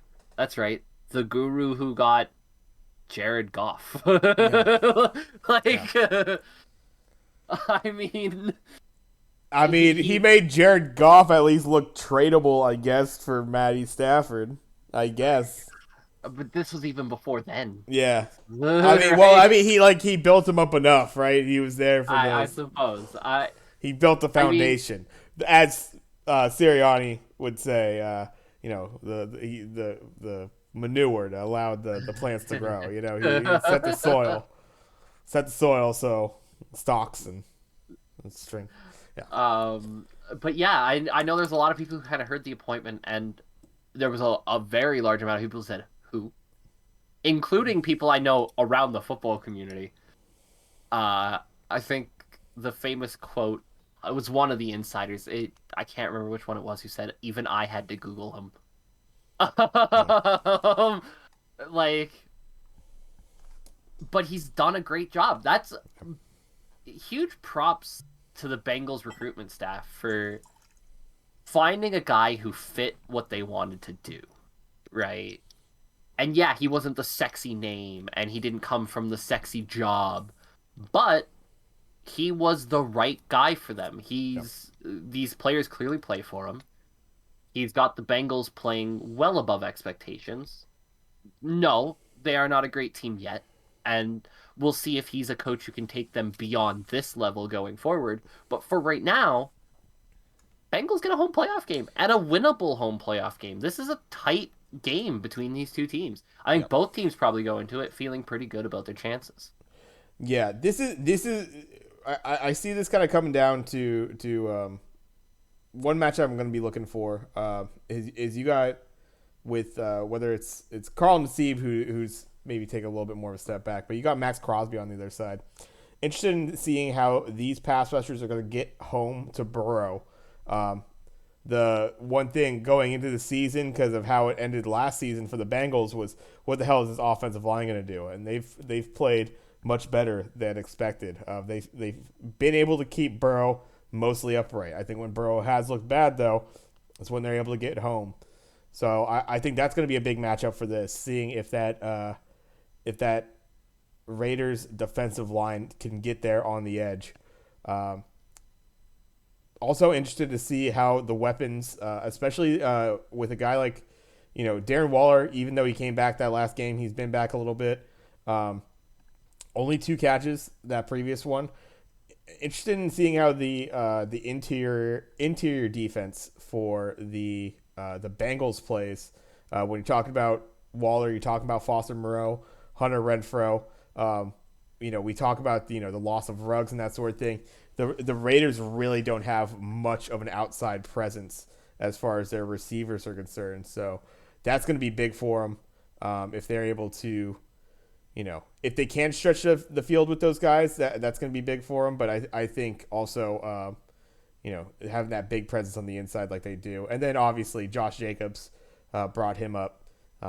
If this Raiders team could run the ball like they've shown they can run the ball, and he can go for 100 plus, it's gonna be a long ass day for the Bengals in that regard, and that's how the Raiders could win this game. That being said, the Bengals have been they've blown every expectation, right? Now, you do say that offensive line has been better. They have allowed 55 sacks, Yeah, no, yeah, I which mean, is third most in the NFL. yeah, but it.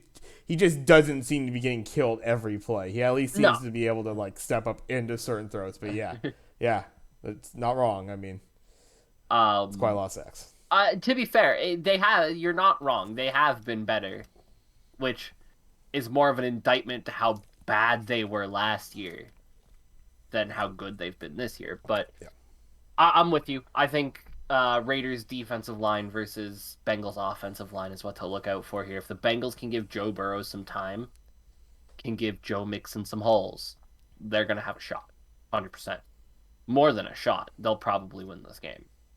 Uh, that is a big if, though. That is a really big if because when you're facing Max Crosby, when you're facing that Raiders defensive line, you could very easily be giving up 5, 6 sacks before you even know it. And so for the Bengals, they got to stay stout. They got to give Burrow time. And Burrow's got to not let the moment phase him, right? A lot of rookie quarterbacks have gone into their first playoff game and crumbled a little bit under the pressure. It's a lot of pressure. NFL playoffs are no joke. You get one game. You play one bad game, you're sitting at home. Yeah. See you next year. Yeah. There's a ton of pressure on that. I listen, I know Burrow's in his second year, but let's face it, he played what, 3 games last year before getting hurt for the season? This is essentially his rookie season. All right, this is his first full season he's played.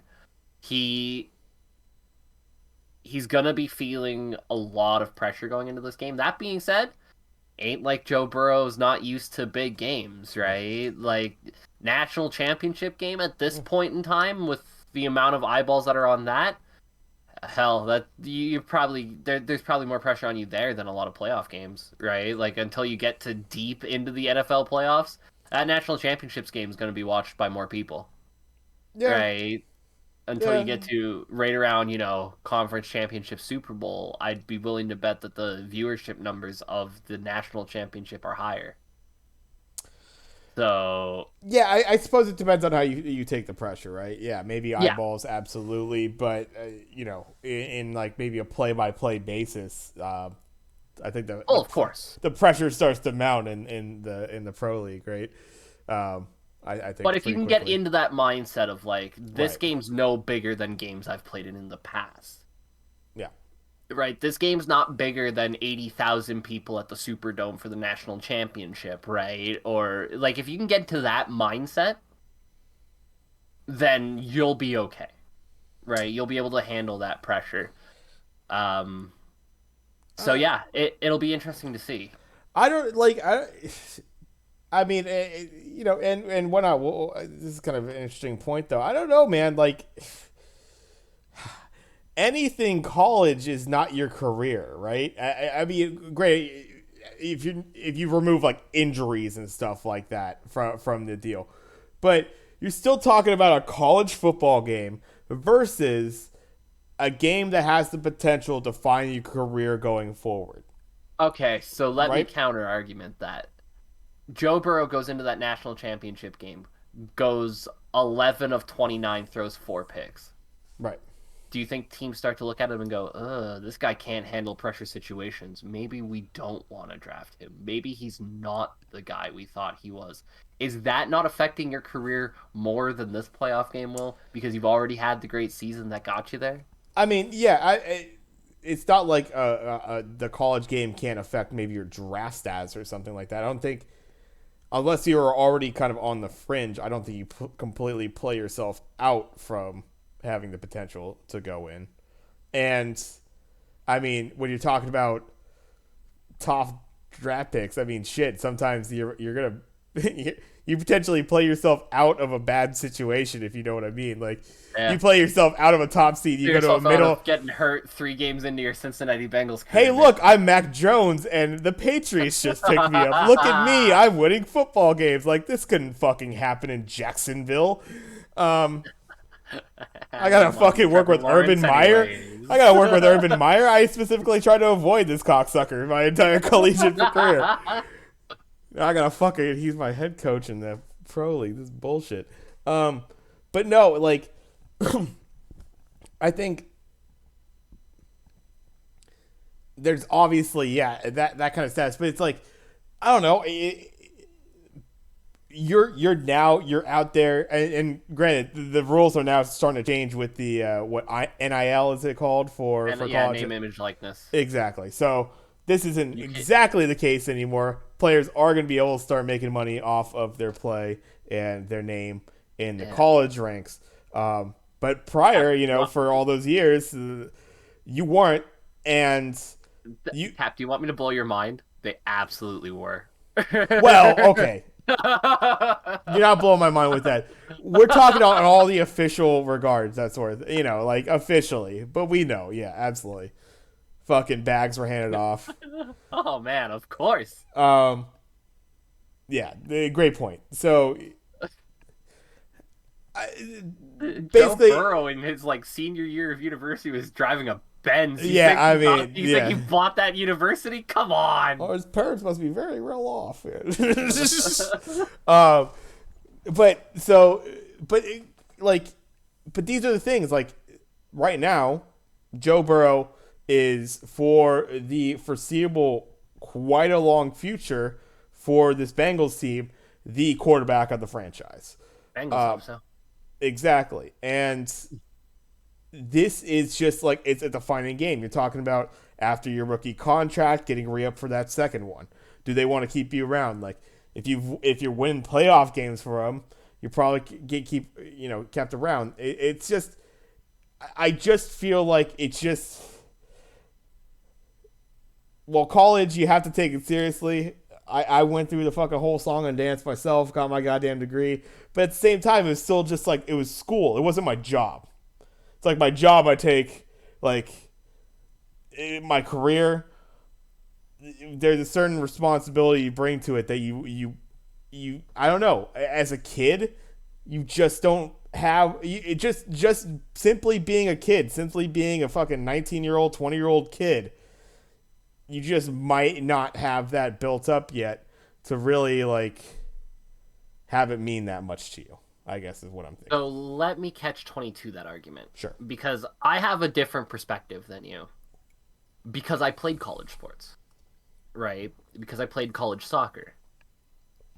I could tell you every game I played when there was pro scouts in the stands, when there was FC Edmonton, which is the Canadian Premier League team, had just moved into the Canadian Premier League. They were scouting Right. all the games in the area. I could tell you when we were playing a game, when the coach was there, when there was players there, and there were people there who were looking out to find the next guys, right? In that sense, I get what you're saying, but when you're in a college game, you are not a fully developed player yet, right? You are still growing into that player. Joe Burrow at 18, regardless of how good he was in his freshman season at LSU, could not step into the NFL and be the player he is right now.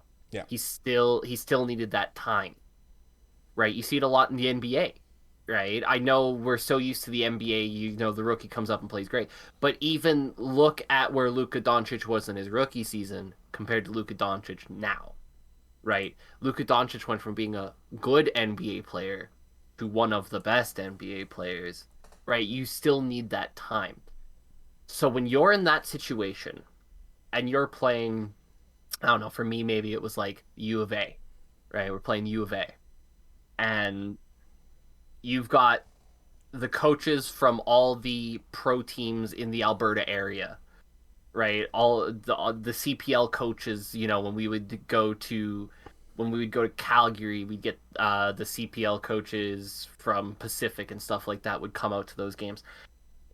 Those games mean so much more, right? Those games Oh, have that atmosphere of like this could be something that makes my life. Whereas in the NFL, you're not going to make your life on this playoff game. Now, for Joe Burrow, that's probably different than my university soccer team, where Joe Burrow was going to be the number one pick for about 4 years before he was actually the number one pick. yeah. No, that's not true for Joe Burrow, actually. Well, Never mind. Joe Burrow was supposed to be drafted in like the seventh round going into that year, wasn't he? I mean, he might have been more like a mid. I have no idea as far as where, but That like, was the Joe Burrow story. Yeah, never mind. Scratch that. Joe Burrow's gone through this pressure his whole college career. Joe Burrow was supposed to go in like the seventh round of that draft that he went in, and then just kind of shot up like a rocket in his senior year. This isn't a Trevor Lawrence situation. So, so he's been in pressure like that before, yeah, where this bad game could define your whole career going forward. I think I get what you're saying, and I think we do tend to believe that the pressure in the NFL is so much more because it is your pro career. But you got to remember, these are now adults who know better how to cope with that pressure. When you're an 18-year-old kid and you got those scouts out there and you play a bad game and you think your life has just ended because they're never going to draft you now, they just saw you play like shit, right? That's way more pressure put on yourself internally than you're ever going to put on yourself at 24. yeah. I suppose there's a maturity aspect to it. I just think when you're talking about what guys like the NCAA have tried to preach the entire time. You're talking about amateur versus pro games. I think there's a natural they are deemed student athletes for a reason, and they put student first for a reason, like because This isn't their I'm gonna blow your full-time mind gig. again. They They don't. fucking They're don't. not. No, I fucking know. Jesus Christ. I work at a fucking college. You think I don't realize this shit? I've seen it. I've seen it. These motherfuckers. But no, but just these are things that the like college sets the table. There's no doubt about that. And in situations that you're talking about, where you're talking about like live scouts and shit like that, watching you play, absolutely, the pressure has to be immense. If your hope is to actually do this as your profession going forward, you're setting the table for that. So there's all the pressure in that. But this is like what I think of the. I guess my original thought was this is the most important game of your career. Um, and it's just it's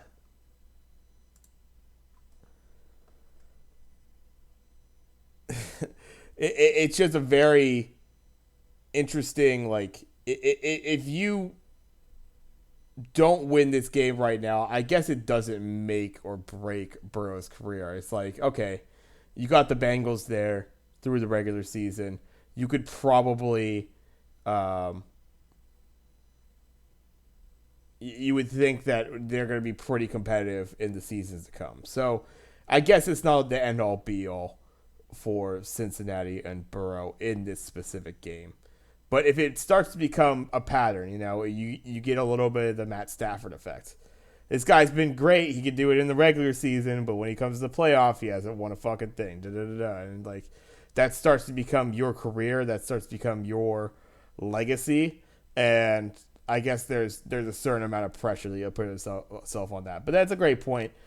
Kids are, you're talking about kids that are essentially developing their they're trying to get their foot in the door essentially for their career. Yeah, there's a lot of pressure in that as well. So to be I taken. just think when you're playing in the NCAA, you're not a student athlete the way they want you to think that you're a student athlete, where it's like, oh, well, shucks, I lost this game, but I got an exam tomorrow I gotta worry about more. Nah. Joe Burrow was out there thinking, like, every bad game I play here is gonna hurt my draft stock in the future.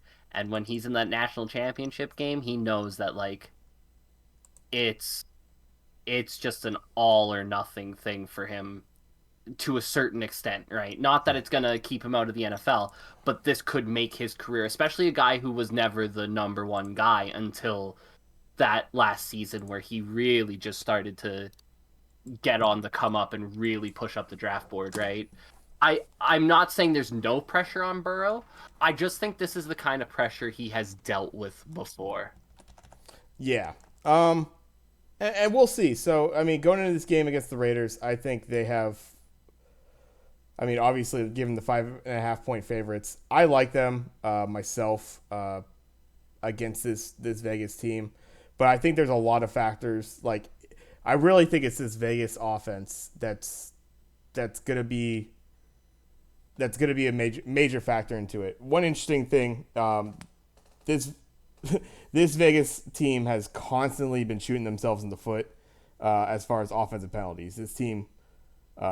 I think one of the reasons why you can't get a guy like Josh Jacobs into a rhythm in some of these games is that they have, I think they're one of the most called teams for holding.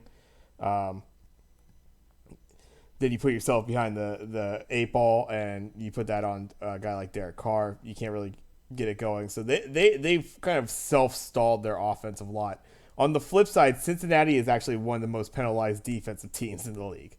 So we'll see how like herky jerky and back and forth this kind of goes on the Vegas offensive side if they're able to actually drive the ball down, whether it's not committing penalties themselves, which they've been doing, or it's Cincinnati causing the penalties for them. I think that will be a factor as well going forward. But myself, taking a look at it, getting back to the game, I have Cincinnati at home to get this playoff win. Burrow gets one under his belt and is able to kind of start this career path on him being the real franchise quarterback for the Bengals for seasons to come. I See, here's the thing. There's part of me that thinks Cincinnati wins outright, But that 5.5 has me thinking, because I do think this game's going to be close. I don't think this is a big score line. Um,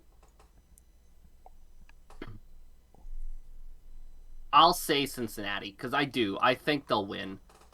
So if they win by a touchdown, that wouldn't surprise me too much.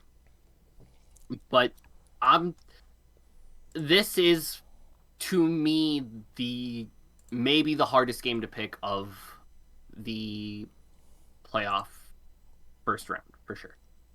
Uh, both these teams could easily win this game really by playing their own game, right? If Burrow goes off, they will win, right? But if the Raiders can get Josh Jacobs going and get Derek Carr throwing the ball well, they have enough firepower where they could outscore the Bengals. So it's very interesting. It could go either way, but I will take the Bengals. I think they'll probably win this by about a touchdown or so. All right.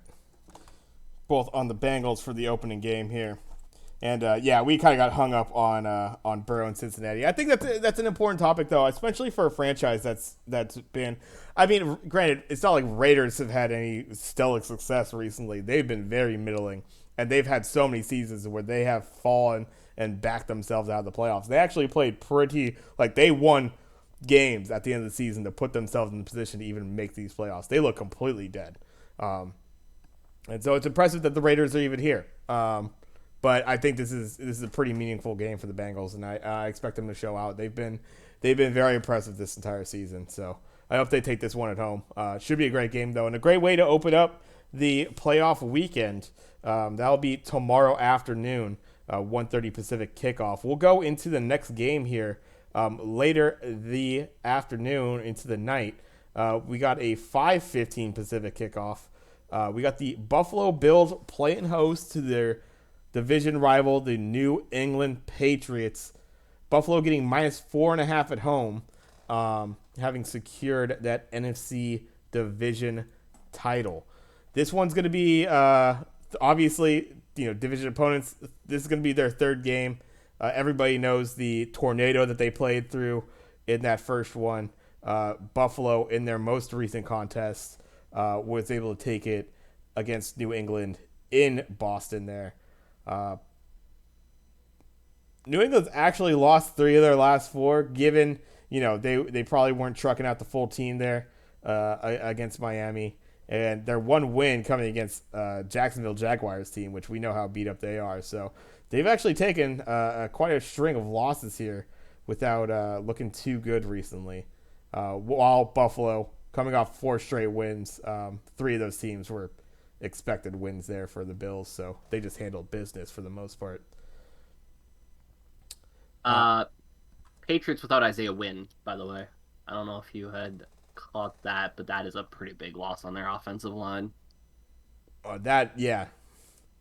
And their injury list is actually quite deep. They're a lot of players questionable. You imagine a lot of those guys will actually end up showing out. Yeah. But yeah, they definitely got a lot of guys who have been dinged up, probably limited participants in practice. This is always a very interesting game because really you got 2 games how they operated were quite different.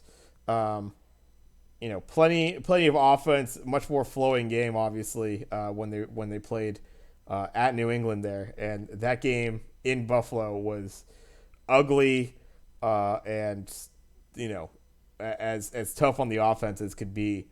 Being back in Buffalo, you would think maybe a little bit more miserable as far as the weather is concerned, but I can't imagine it's going to be anything like that earlier game in Buffalo. No, it's actually not going to be too bad. -11 Celsius, so it's like 12 Fahrenheit.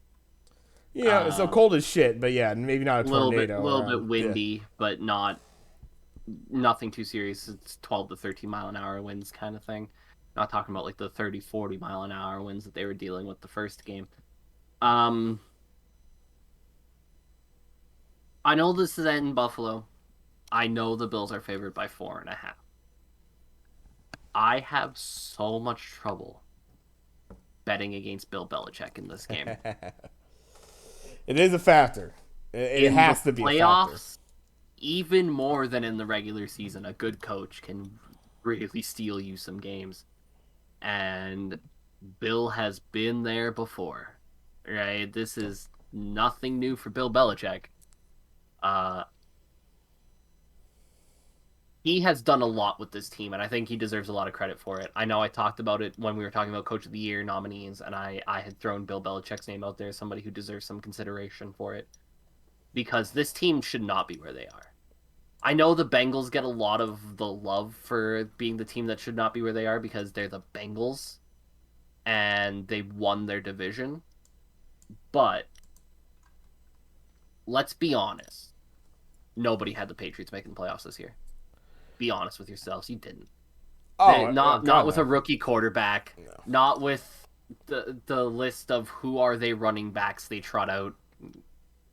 Who have all shown out, by the way. Ramondre Stevenson, Damian Harris at the start of this year. Right. They would be like the who's who of who's that, but they have shown out this year. Their wide receiver core doesn't necessarily read like the kind of wide receiver core that gets you to the playoffs. A couple of star players on the defense, but a bunch of nameless, faceless cogs that fill up the roster. And by the way, one of those star players is J.C. Jackson, who was an undrafted rookie this year, so I doubt he would have been high on your star player list. Bill Belichick has taken some duct tape, some Elmer's glue, some elastic bands, and he stitched them all together to make a team and got them to the playoffs. And I think there's a lot of credit to be thrown out there for that. And I think you got Bill Belichick in the playoffs. Mac Jones has continued to evolve throughout the season and really start to look like the kind of quarterback that we know he can be. I actually like the Patriots in this game. I think Respect it. Nice. Bill's pain continues. It sucks to be a Bills fan sometimes. Everybody thought the Patriots were dead. And now here they are, and they're going to throw some pain on the Bills again. I'm sorry, Bills Mafia. You deserve better, but Yeah. I can't bet against Belichick here. So, interesting things going into this game.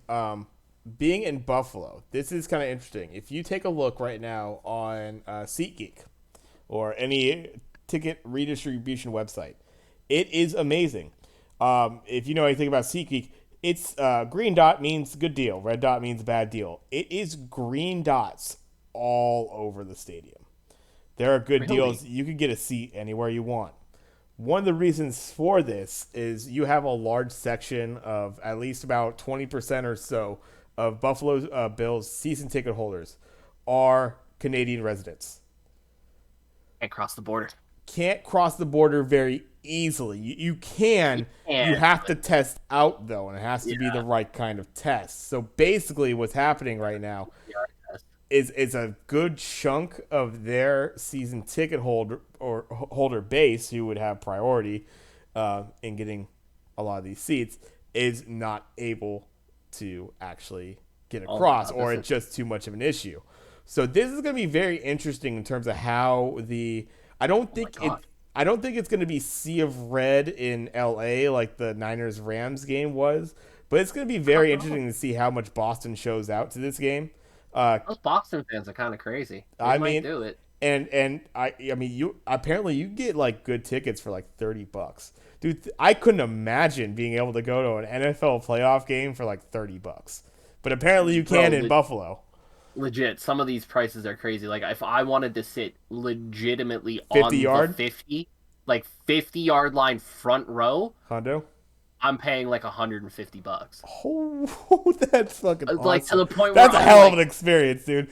I'd call that. Hey, give me some beers. We'll be fine. We'll be able to. The point where I'm like, I could get a PCR test right now. I'm no longer symptomatic. I can probably get down there. part of Bill's Mafia, except no, you show up in the full Patriots gear. Oh yeah, baby. Oh man. But so just a funny little caveat thrown in for this game as far as how the audience or how the stands might look. It might look and sound a little Patriots heavier than you'd expect. That being said, I mean, Buffalo has, winning their last four, expected, doing what they need to do, but looking a lot more like the team we expected them to be. New England, uh, not exactly playing their full squad, but a little bit more of a backpedal. They look like they could have actually taken the division from this Buffalo team. Just unfortunately, lost that latest head-to-head game against them. Um, couldn't quite make up the ground there, and obviously just lost that game against Miami. It didn't matter anyways at that point. Um, this one, I mean, I just honestly, I really like the momentum that Buffalo has going right now. I do like the Belichick factor, and obviously, I was someone who was down on the Pats early in the season, so I had to kind of eat my words a little bit. In that this is a lot better of a team. They did a miraculous 1 year turnaround. They look like they're going to be they're just going to have to go through a rebuild, like a lot of teams have to sometimes, and it'll take a couple years. But no, like one offseason, they spend all the money in the fucking world. They build their team back up pretty substantially, and you have the pleasant surprises beyond Mac Jones, like your running backs. Obviously, this defense is flying around for him. J.C. Jackson. Ooh. Um, I think that Buffalo is just coming together in the right point. This is as strong a team as we would have expected. An 11-6 is it's a little maybe underwhelming for the win total that we expected from this team, but I think they have every ability to be one of the strongest players here in the AFC playoffs. Obviously, we waxed poetic about Tennessee earlier. You can't deny teams like the Chiefs, but you got a team like Buffalo here that is right there. And it could. I think it has every ability to make the AFC Championship as any of those. When we're talking about Kansas City or Tennessee there. So I'm going to take I'm going to take the Bills. Take the Bills at home here, -4.5. I think they get the win, and they get this by about a touchdown or so. But yeah, absolutely. I don't think New England's a bad call on this one either, especially with that point spread. I mean, this could easily be a field goal win for either team, so that's not a bad call either. But I'll go Buffalo. As an aside, before we move on, Sure. J.C. Jackson not being a first-team All-Pro is completely asinine. Yeah. How does 8 interceptions and league-leading 23 pass breakups as a cornerback not get you first-team All-Pro? I don't know. Yeah. Eh, Yeah, and It doesn't mean anything. Like, the All-Pro teams don't mean jack shit. I don't even think NFL players really care about the All-Pro teams that much. But he deserves that recognition, so I'm going yeah, to throw it out there now. I think it's kind of cool. I actually I kind of took note of some of the ones that how they pulled the votes. Funny thing, Jonathan Taylor got all 50 of the running back votes, so there isn't even a second team running back. Oh, pro! It's Who just else the would you first vote? team. Unless you wanted Nobody to vote else, for Derrick right? Henry for But like that first month where he was unbelievably good and then got hurt. maybe a Joe Mix, but yeah, how do you put them over JT? So JT just runs away, gets all the votes, and nobody else gets any, which is hilarious in its own regard. Um, like Trent Williams almost completely running away with it for the left tackle spot. Zach Martin for the right guard spot for Dallas there. No real Um, surprises there. yeah, Like, yeah. It's like you start to look at the numbers. It's like whatever. Exactly. And these you're talking about, um, a lot of writers, a lot of people that they have a vote, and so we get to find out. But how much does it really matter? yeah, it like I remember once I was watching a Pat McAfee show where he was talking about awards and shit like that and how little the players actually care about them, Yeah, right? And I think he actually mentioned the All Pro award as like one thing where he's like, we never really gave a shit when somebody won an All Pro award.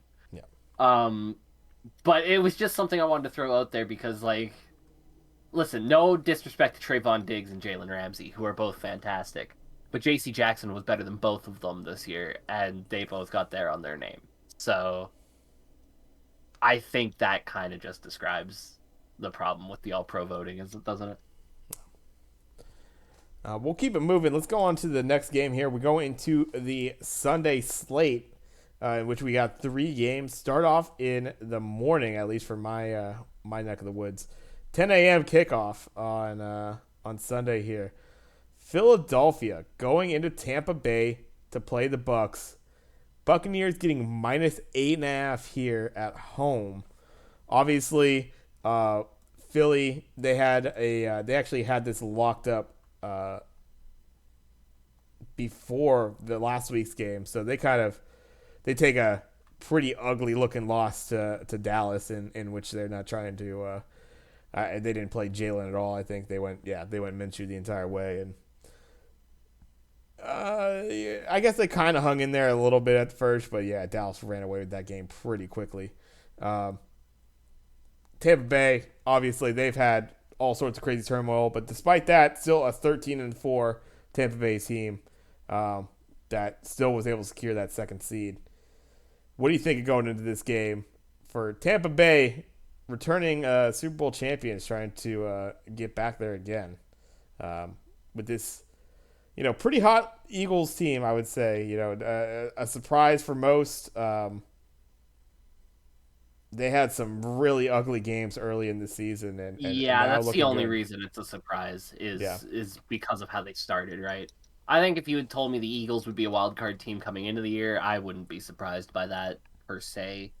But the way they started to get here is pretty surprising. Um, Tampa Bay's got some real wide receiver issues right now, right? Like they've obviously missing Chris Godwin and the whole Antonio Brown thing happened. Cyril Grayson's kind of stepped up for them and been a bit of a guy who they can uh, lean on a little bit, and now he's out too with a hamstring injury. yeah, So the real wide receiver issues. That being said, if you think I'm gonna bet against Thomas Edward Brady in the playoffs against the Philadelphia Eagles, after what happened the last time the Eagles and Thomas Edward Brady played in the playoffs, crazy. That guy has the memory of an elephant. You think he doesn't remember Philly special? You think he's not going to try to catch a touchdown pass today just to rub it in their face? Um, Tom Brady's going to come out pissed, right? He knows he doesn't want another Philly special to happen to him, right? Um, I think the Buccaneers will win this. 8.5 is a big line for a playoff game, especially, but it doesn't worry me in this one. I think Tom's going to come out there and try to make a statement. I think a lot of people have written off the Buccaneers this year, probably deservedly so. We'll see as it gets further into the playoffs. This is a pretty good matchup for them as a whole, I think, but I'm not betting against Tom Brady in the playoffs. It's shoot yourself in the foot if you do that. well, hand me the gat because I'm about to do it.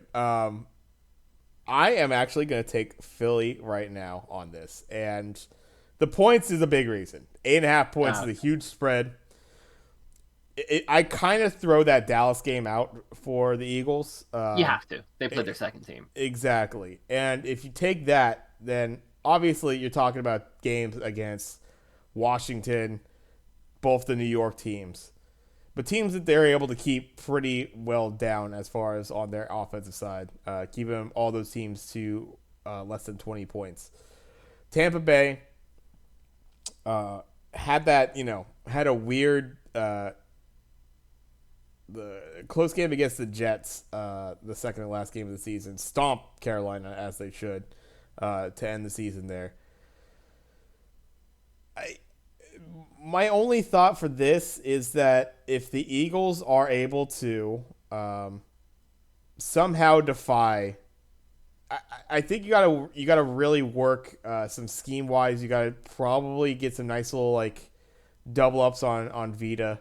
If they get their running game going and their defense can show out like they have in some of these games toward the end of the season, they could have enough problems to cause Tampa Bay to keep this a close enough game. I think honestly Tampa Bay does win it. I think they win it like by 4 myself. Touchdown, something like that. So it's a tough game to play when you're like, I still don't think this team will win, but I think within the points but I think 8.5 is just big enough for me to take Philly on this one, just because I don't think they get completely the doors blown off them by double digits, but they could be. I mean, yeah, if Tom comes to play and they're slinging the rock, and I know this Philly defense has been kind of porous in the passing game for certain games earlier in the season. We'll see if that's the case for them going into this one. If they can stick to the running game, they're able to keep time possession, though. I think they keep this game pretty close and hopefully beat that spread. I can't argue it. I nearly took the Eagles with that 8.5, but Tom's mad.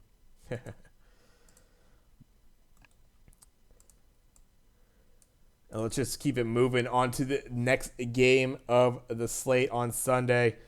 This is a big one. We already know where I'm going, as I always say anytime we talk about a San Francisco 49ers game. San Francisco going into Dallas to face the Cowboys. Niners obviously finished off the season with that crazy OT game against the Rams. Dallas absolutely dog walking the Philadelphia Eagles, second team there. Dallas getting just the -3 here at home, despite maybe the record differential and how strong they've played toward the end. I know there's a you wonder what kind of Niners team you're gonna get in this first half. We just talked about earlier this episode. They've had back-to-back first halves of games where they have not looked good, and so I kind of almost just hope, they just don't do that again and let a team completely go up by double digits early in the game. But it'll be just interesting. Come out and play from the start. Yes, precisely what you're talking about. What do you think going into this game? This should be a fun one. This is a classic 90s rivalry that hasn't had the same spark as of late. Maybe you got it in a little bit in the 2000s there, but not divisional opponents anymore. This game hasn't had this for a bit, but this is a classic right here. This is the battle of two teams that cannot play consistently to save their goddamn lives. Now they have to play each other. Again, with the Niners, I don't think anybody had them too much higher or lower than where they're at going into the season. I don't know about you, but I thought they were right around that wild card race, right? There was enough talent there to get them into a wild card position. I don't think anybody thought they'd challenge for the NFC West, but I did. I absolutely really did. Oh yeah, absolutely. You thought this team was as good as the Cardinals and Rams? Yeah, absolutely. Oh, I mean, you talked about a team that immediately lost their starting running back. Everybody forgets that Raheem Mostert is the starting running back for the Niners. You're always going to forget that because he's always going to get hurt in game one, so you can't even take him seriously just anymore. For like the last 2 seasons. But he had a fucking stellar season 2 seasons ago. Raheem Mostert, you got guys like Kittle going down again, and then again, we just our secondary it just fell apart at the seams almost immediately as we get into the season, and they take an early skid, and it didn't look good at all early on, but here we are now. This is where I thought the 49ers were going to be all year. Cowboys are weirdly disappointing to me this year. It's hard to describe. Their record is good, right? But it feels like they haven't played 2 good games back to back all season. It feels like every time they start to look better, they play the Broncos and just forget how to play football for 60 minutes, right? Like they're such a weird anomaly of a team that I really don't know how to pick here. Because they're coming off of absolutely slaughtering, granted, the Eagles second team, but they slaughtered them. And they looked like the Cowboys we thought they were. Like, I don't care that it's the second team. You just put up 51 points against NFL players, right? Yeah. That's impressive no matter what. Granted. So, conventional wisdom would tell you they're going to piss this game away because that's the way the Cowboys do things. I don't know. Cowboys and playoffs is always a bad combination. I'm not going to lie to you, Tap. This whole week I came into this thinking I was choosing the Cowboys, but I don't know. I've talked myself into the Niners. Yes. I Let's go. I think I just think the Niners, the run game, the way they play, the physical style, it's gonna wear out the Cowboys. And this is a team that cannot string together two good games. They're gonna come in here, they're gonna be the Cowboys that I expect them to be. All that talent that they have, which is so much more than the Niners, and it's not gonna matter because they're gonna cowboy this up. I don't know. If I'm wrong, they'll go to the Super Bowl. But if I'm right, they're out here. So this is, I mean, yeah. Well, go in the Niners. So that's automatic. So I guess we're both in the Niners. That's a surprise. I almost was certain you're taking the. Everybody was certain you're taking the Cowboys. I thought I was too, but so this is kind of the thing. I think the Cowboys, goddamn, when they can turn that offense on, it's been pretty damn astounding. I think we've talked about before though, and maybe not giving enough of credit as far as like over the whole season, but it's like, yeah, they absolutely, they just have these really off games. If there's one thing the Niners have done consistently, it's basically just not playing a half of football very well. the first one. So this is kind of what I'm talking about. Yeah, but it was kind of flipped in the other one though. Like Tennessee, great first half, crap second. Oh yeah. So we flipped it on that one, but it's generally been bad. So I'm thinking if, it's such a tough one to think of the scenario in which I honestly, if I'm being real about it, I think Cowboys go up early by a touchdown. I think this is a 7-0 game, Dallas early. Almost whether the Niners get the ball first or not, if I'm being truly honest. I think the Niners have shown like they could have just a really flat first possession, go 3 and out, kick the ball. The other team gets the ball in the 40, they're able to drive it down and get a touchdown. That has happened too many games this season for the Niners. Just kind of coming out flat and coming out and being down early. That being said, I think if there's one thing they've been good at doing is early in the season, they went away from it and they passed the ball quite a bit in games they were down. But lately, they have, through the use of Deebo Samuel and now having weapons like having the trust in Brandon Ayuk, having a guy like Jawan Jennings that we brought up earlier, and then you always have a guy like Kittle, all reliable there. Through utilizing them in different ways, either through some short passing or, their pure just run blocking ability and a guy like Deebo being able to, take it as a tailback or in a sweep. I think just the offensive, like the pop has really been there lately for the Niners in a way that I don't think anybody saw coming.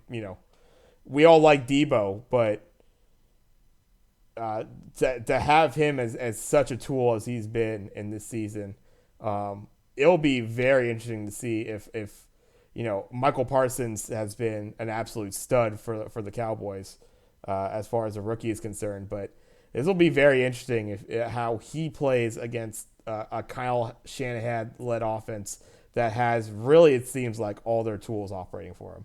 Eli Mitchell is fully healthy. You got those weapons I brought up before as far as your receiving core. And Jimmy G, 1 week a little bit healthier off that thumb. He showed out, with a really bad injury in the second half. A bad first half, obviously, but as good of a second half as you could have. And when you had a minute and a half or so to go in the game, led his troops down the field, as good as you could hope for. So you got to feel good about Jimmy G in this situation as well, despite the injury. I will say this: the Cowboys are an all or nothing team. So in that scenario that you mentioned, that's probably a bad thing for the Niners. What I think happens is I think the Niners come out real flat, like they always do, and then the Cowboys get the ball and they don't have it. Right? Dak is overthrowing guys again for some reason because that's been a thing this year. Uh, I the running game doesn't exist again for some reason because that's been a thing this year, and you get that little punt battle for a bit, and it allows the Niners to kind of build into the game.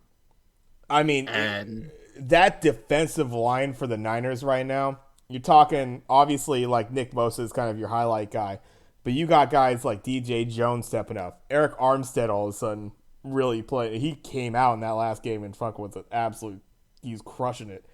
Um, Even guys like Arden Key, like just kind of a random pickup from the bench of the Raiders. Um, God damn, when that team is flying around, they were really getting after Matt Stafford in that last game. Um, you know, see what kind of pressure they could put on Dak, and I if they've done anything, they have completely destroyed run games. yeah, yeah, I can't trust the Cowboys to play two good games back to back. They haven't done it this year, and I don't think it starts now just because we're in the playoffs. I don't think there's a switch that you can turn on to be like, we are playing badly. Oh, now it is playoff time. Yeah. But I don't know. This is one of those games for the Cowboys that really defines them.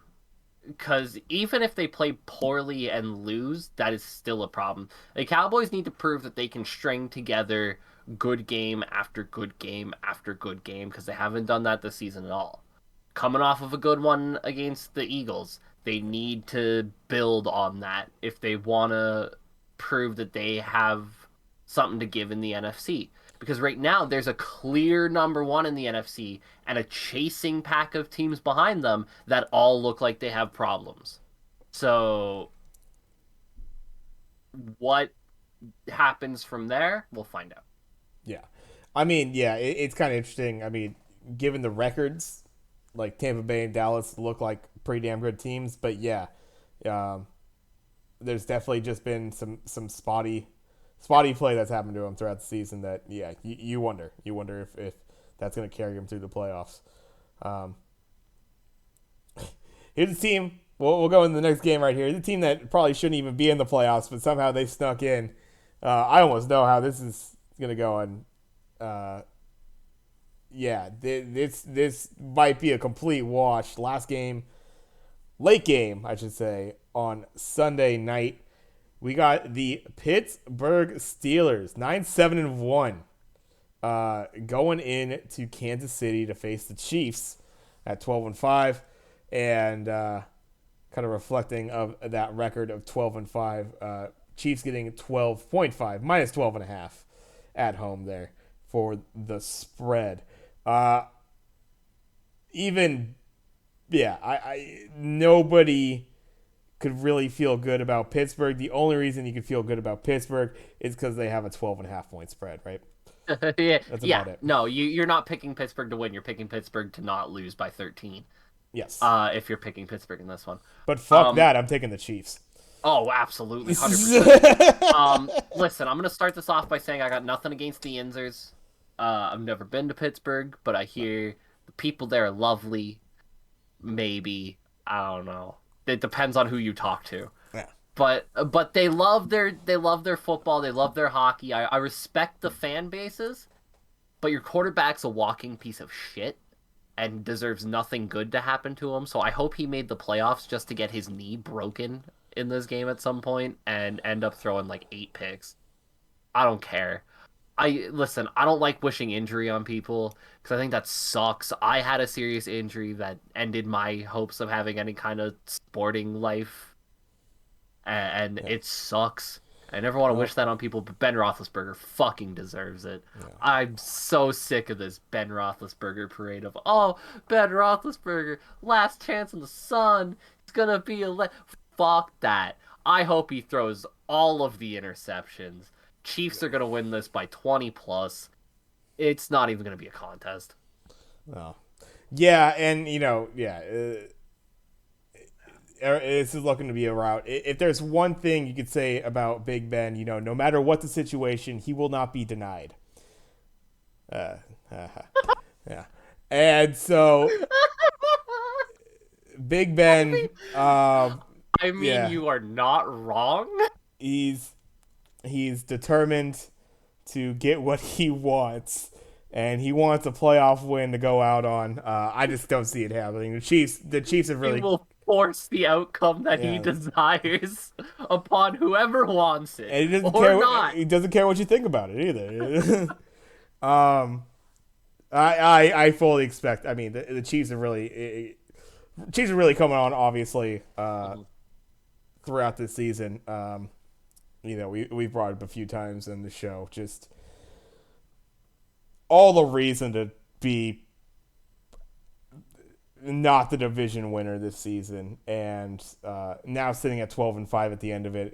It's kind of funny that it was even in question. But this team looked really bad. Yeah, You got to be midpoint of the season. really impressed with how this offensive line came together for this team. Yeah, this is a new group. This is what I was kind of worried about. Is like, oh, you're just bringing a whole new offensive line and think you're going to be able to do the same. They were really bad early on. They really gelled together as a group and you know started to learn.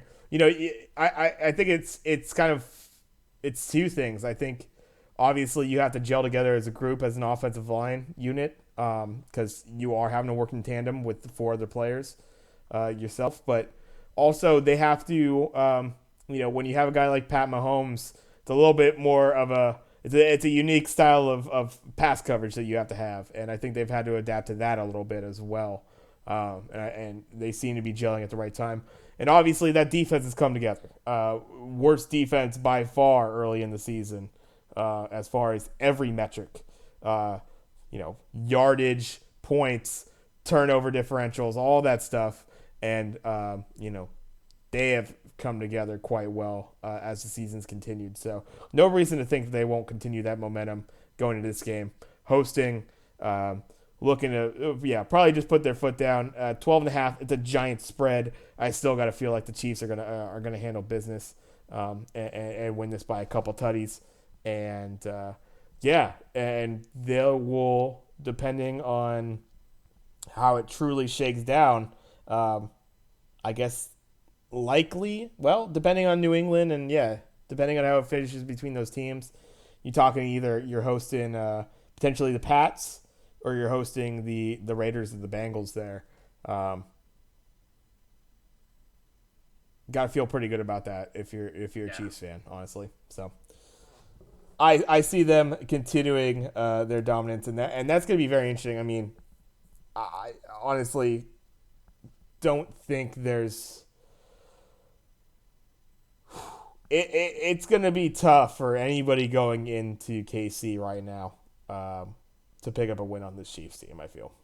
Yeah, I can't imagine going to Kansas City is gonna be a fun time for anybody.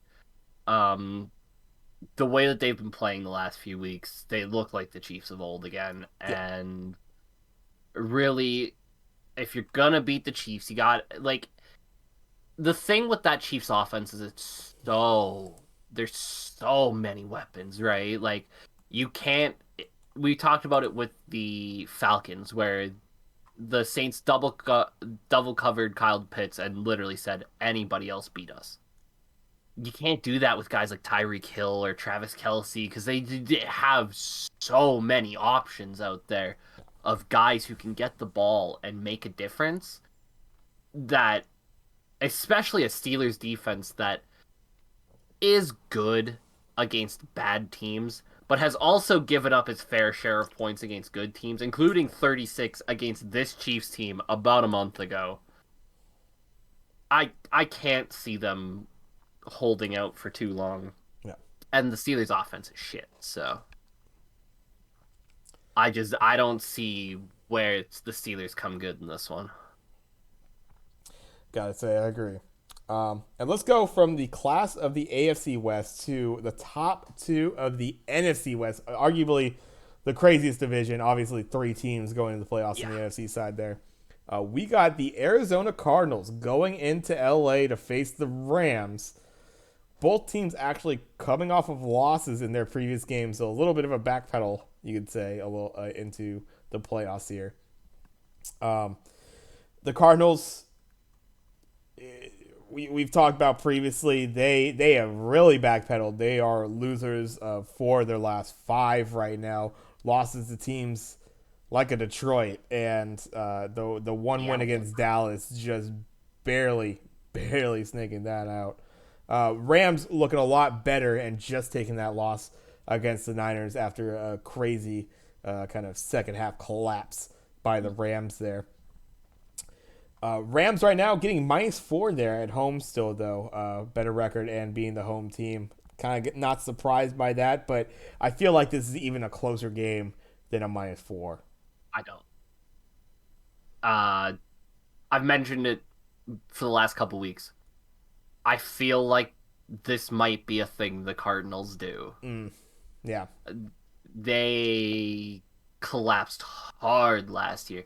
Way, way hard. Yeah. And boy, oh boy, does it look like they're doing the same thing this year. Yeah. I I don't I think the Rams take this ugly. I don't think the Cardinals are going to be able to recover out of this skid. I said it last week, right? They needed to beat Seattle, not even to clinch that division, just to get the wheels spinning again. Right. And then they go out and they lose to Seattle and Yeah, very lose flat. to Seattle in what was, for most of that game, not overly competitive, Yeah, right? absolutely. They were chasing Seattle that whole game. It it's not pretty right now for Arizona, and I don't see how that changes. Again, like I mentioned earlier with Pittsburgh, I don't or with Dallas, I don't think there's a key you just turn on and go, "Oh, it's playoff time now, time to start playing good." Right? Their problem right now is they are in full backpedaling. And when that boulder's Right. going downhill, you can't stop it. It just keeps going. And I think this thing keeps going downhill. I think the Rams beat them rather convincingly. Maybe not the same way that the Chiefs will convincingly beat Pittsburgh, right? But I don't think this is going to be a 3-point game kind of thing. I think we got a touchdown or two here in this one, and I think there's going to be real questions asked of the Cardinals after this. Right. So I actually I would say I agree with you for the most part. The Cardinals looking in a complete backpedal right now. I don't know if they get the traction to be able to hang with a team like the Rams. The thing that threw the wrench in this, Jordan Fuller goes down in that last game. He's now on the IR with an ankle, so he's going to be out for the playoffs. I believe the entirety. Jordan Fuller, their starting safety, so they have had to sign and bring in retired for the last couple of years Eric Weddle. He probably won't be starting, but he's going to be a depth piece at the needed safety right now. So we'll see. Like the offense for the Cardinals does have the weapons to be able to take advantage in the passing game if Murray can get back on track. Stafford has also been a little loose with the football lately, throwing a little bit more picks. He did have 3 touchdowns in that last game, but 2 picks and the game loser at the end of that against the Niners. So I worry about that. Being said, though, I still think -4 is a. I was surprised that it was actually not like a -3. I actually thought that would be kind of the line for this when I initially heard this game being announced. I'm like, okay, that's probably a -3 spread. Surprised to see it at a -4 because it still leaves that window open. I do agree with you though. with you on that though. The Rams have looked so much better, and even with Fuller going down, I still think they handle business here. Probably beat the Cardinals by a tutty or so. So I have the Rams as well on this one. You can't go on that kind of a streak and then go into the playoffs and just have talent fix that, right? Right. Momentum plays so much of a factor in NFL football that to be on such a negative momentum streak, I don't think you just start that car back up. Right. So there we go. That is the slate right there. Because we are in the wildcard weekend, we don't have like 15 games to pick from. We only have the 6 here. But we are actually split. We are split on a third of these games, so this should be interesting going forward on how our picks work out. We'll just run through the entirety of them. Las Vegas versus Cincinnati. Cincinnati getting -5.5 at home. We both have Cincinnati there. New England going into Buffalo. Buffalo getting -4.5 at home. I have Buffalo. Craig has the Pats. Sunday morning, we got Philly going into Tampa Bay. Tampa Bay getting -8.5 at home. I have Philly beating the points out. Craig has Tampa Bay beating by more than 8.5 on that one. Sunday afternoon-ish, we have San Francisco going into Dallas. Dallas getting -3 there. We both have the Niners on that one. Sunday night, Pittsburgh going to Kansas City. Kansas City getting 12.5 at home. We both have KC in a romp.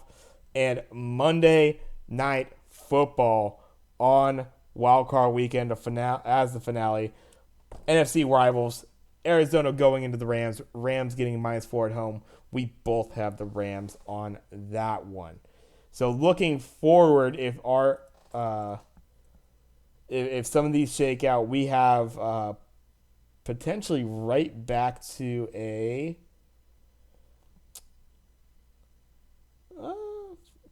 I'm trying to think of some divisional matchups we might have, but actually, let's see.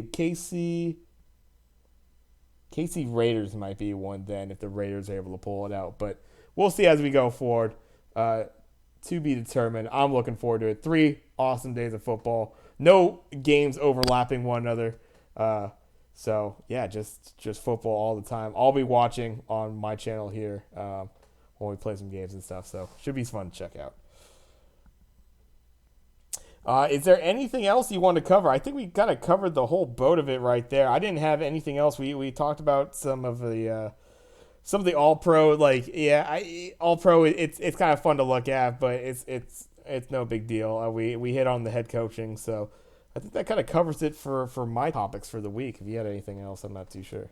As far as football goes, that's it for me. But I got a couple things to bring up in the world of hockey. Oh yeah. So the first one I'm going to bring up, we talked about him last week, so I figured I'd bring it up. Have you heard about Evander Kane? Oh, yeah. Yeah, signing with the Edmonton Fuck-Ups.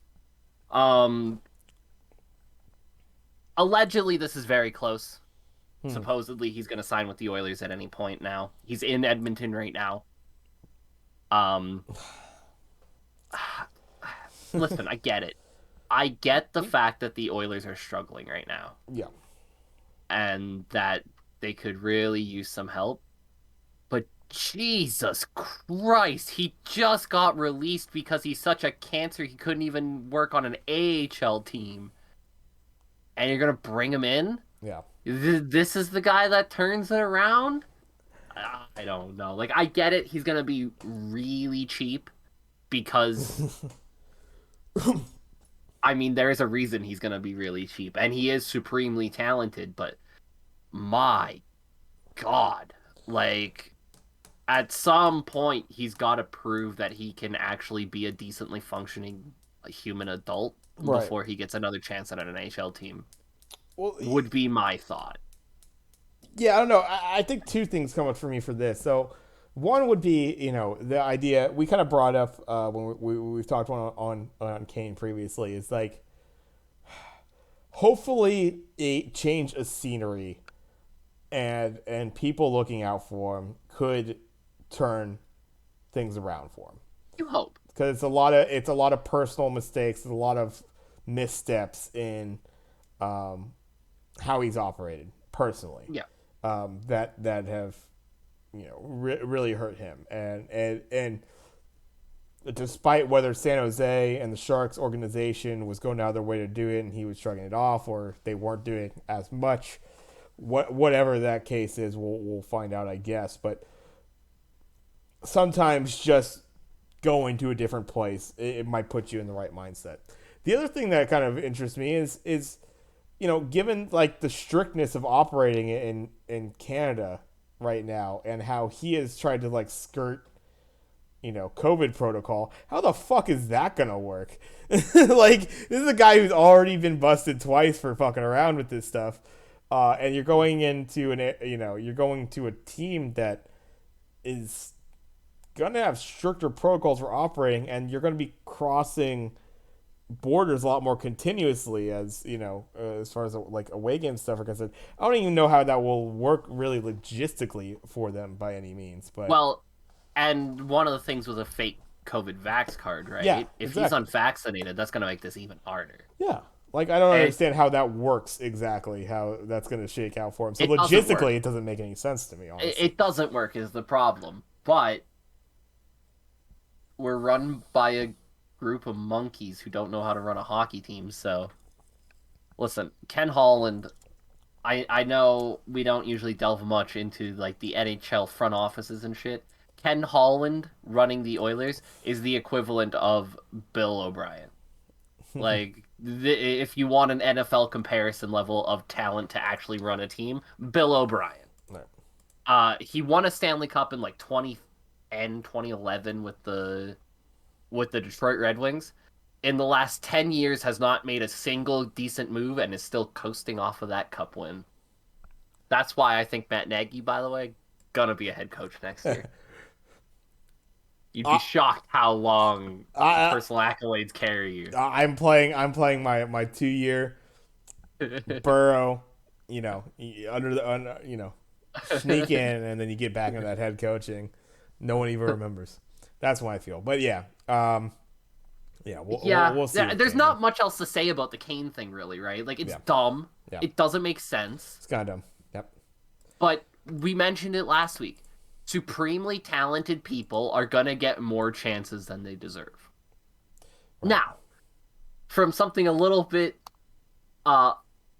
dark and bleak on my end to something a little bit more lighthearted. I mentioned this to you the other day, and you said, we will save it for today. You have not heard this before. This is Wes McCauley calling a fighting penalty in the... it was the Detroit Red Wings and... It was the Sharks. It was the Red Wings and Sharks from a few nights ago. Okay. Go ahead and play this audio. It is the best thing ever. All right, let me we'll get this turned up for us here.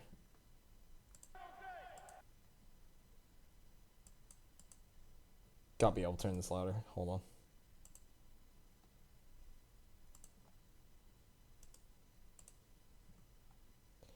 on. Actually, is that as loud as this gets? Doesn't look like there's a sound, more sound to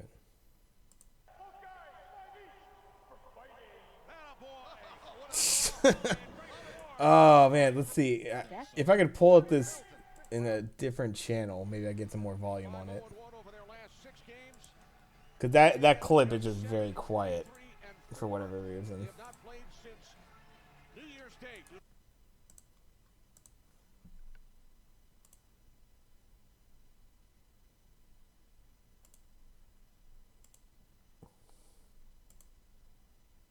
Up with Milton. Detroit, 21 San Jose. Up with Milton. Detroit, 21 San Jose.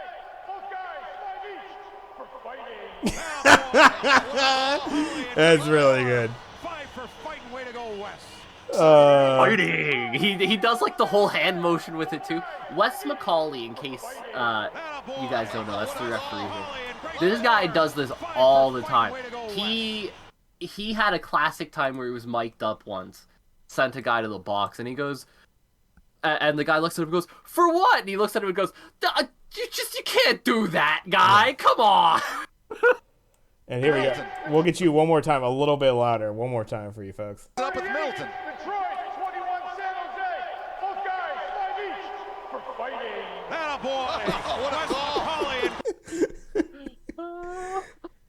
All right, man. It's not fucking Mortal Kombat. What? I love it, though. It's such a good call. It's a great call. Me and you, we've talked about this before. We love a good penalty call, right? The giving them the business. Yeah. That's the classic. But when I heard that Wes McCauley thing, I was like, we need to throw that one out there. Fantastic. 5 minutes each for fighting. Yeah, and he gives the hand motion perfectly. He gives them the 1-2, man. Yeah. This was, it's on it looks like the NHL's, ESPN. NHL and ESPN. You'll find it official channel there. But, yeah, that's a great clip. Definitely glad we listened to that. But, yeah, and then if you want to go down a Wes McCauley rabbit hole, man, when he was mic'd up, for what, ref? You can't do that, guy. Wes McCauley is as Canadian as maple syrup and Rush, and I don't think enough Canadian people even realize this. Fantastic. I love Wes McCauley. I think he's retiring at the end of this year, if I heard that correctly, which will be sad. Yeah. Because dude's a classic. But shouts out to Wes McCauley for that call. Excellent. That's it for me. That's all I got. All right. Well, I think we'll wrap it up there. Another awesome episode. We're nearing just about 3 hours here on the episode. This is awesome. Looking into that first week of the playoffs. This is obviously one of the most exciting times in the NFL. We'll be still covering all that NFL action as we're going forward, looking at the previous week's games, looking into the next round of playoff games, and then as you're kind of hearing, we'll probably start delving into some of the other sports. We got hockey, we got basketball in full swing, so we'll start hitting into some of those. Olympics are starting up soon, guys. Exactly. So we'll start branching out to a few other things. We'll have cliches for all the sports across the world, but for right now, we honing in on the NFL. And should be another awesome week. Looking forward to the Super Wildcard Weekend that the NFL has set up for us. Games all over the time, or all over the place. Every no overlapping, and just should be a lot of fun games to watch. So looking forward to it. This has been episode 12. We got a dozen episodes in of the Sports Clichés podcast. I'm Jay. That's Craig. Hope to catch you next time. Hope you all have a good one. Enjoy the games. And we will see you next Friday for our recap. All right, y'all.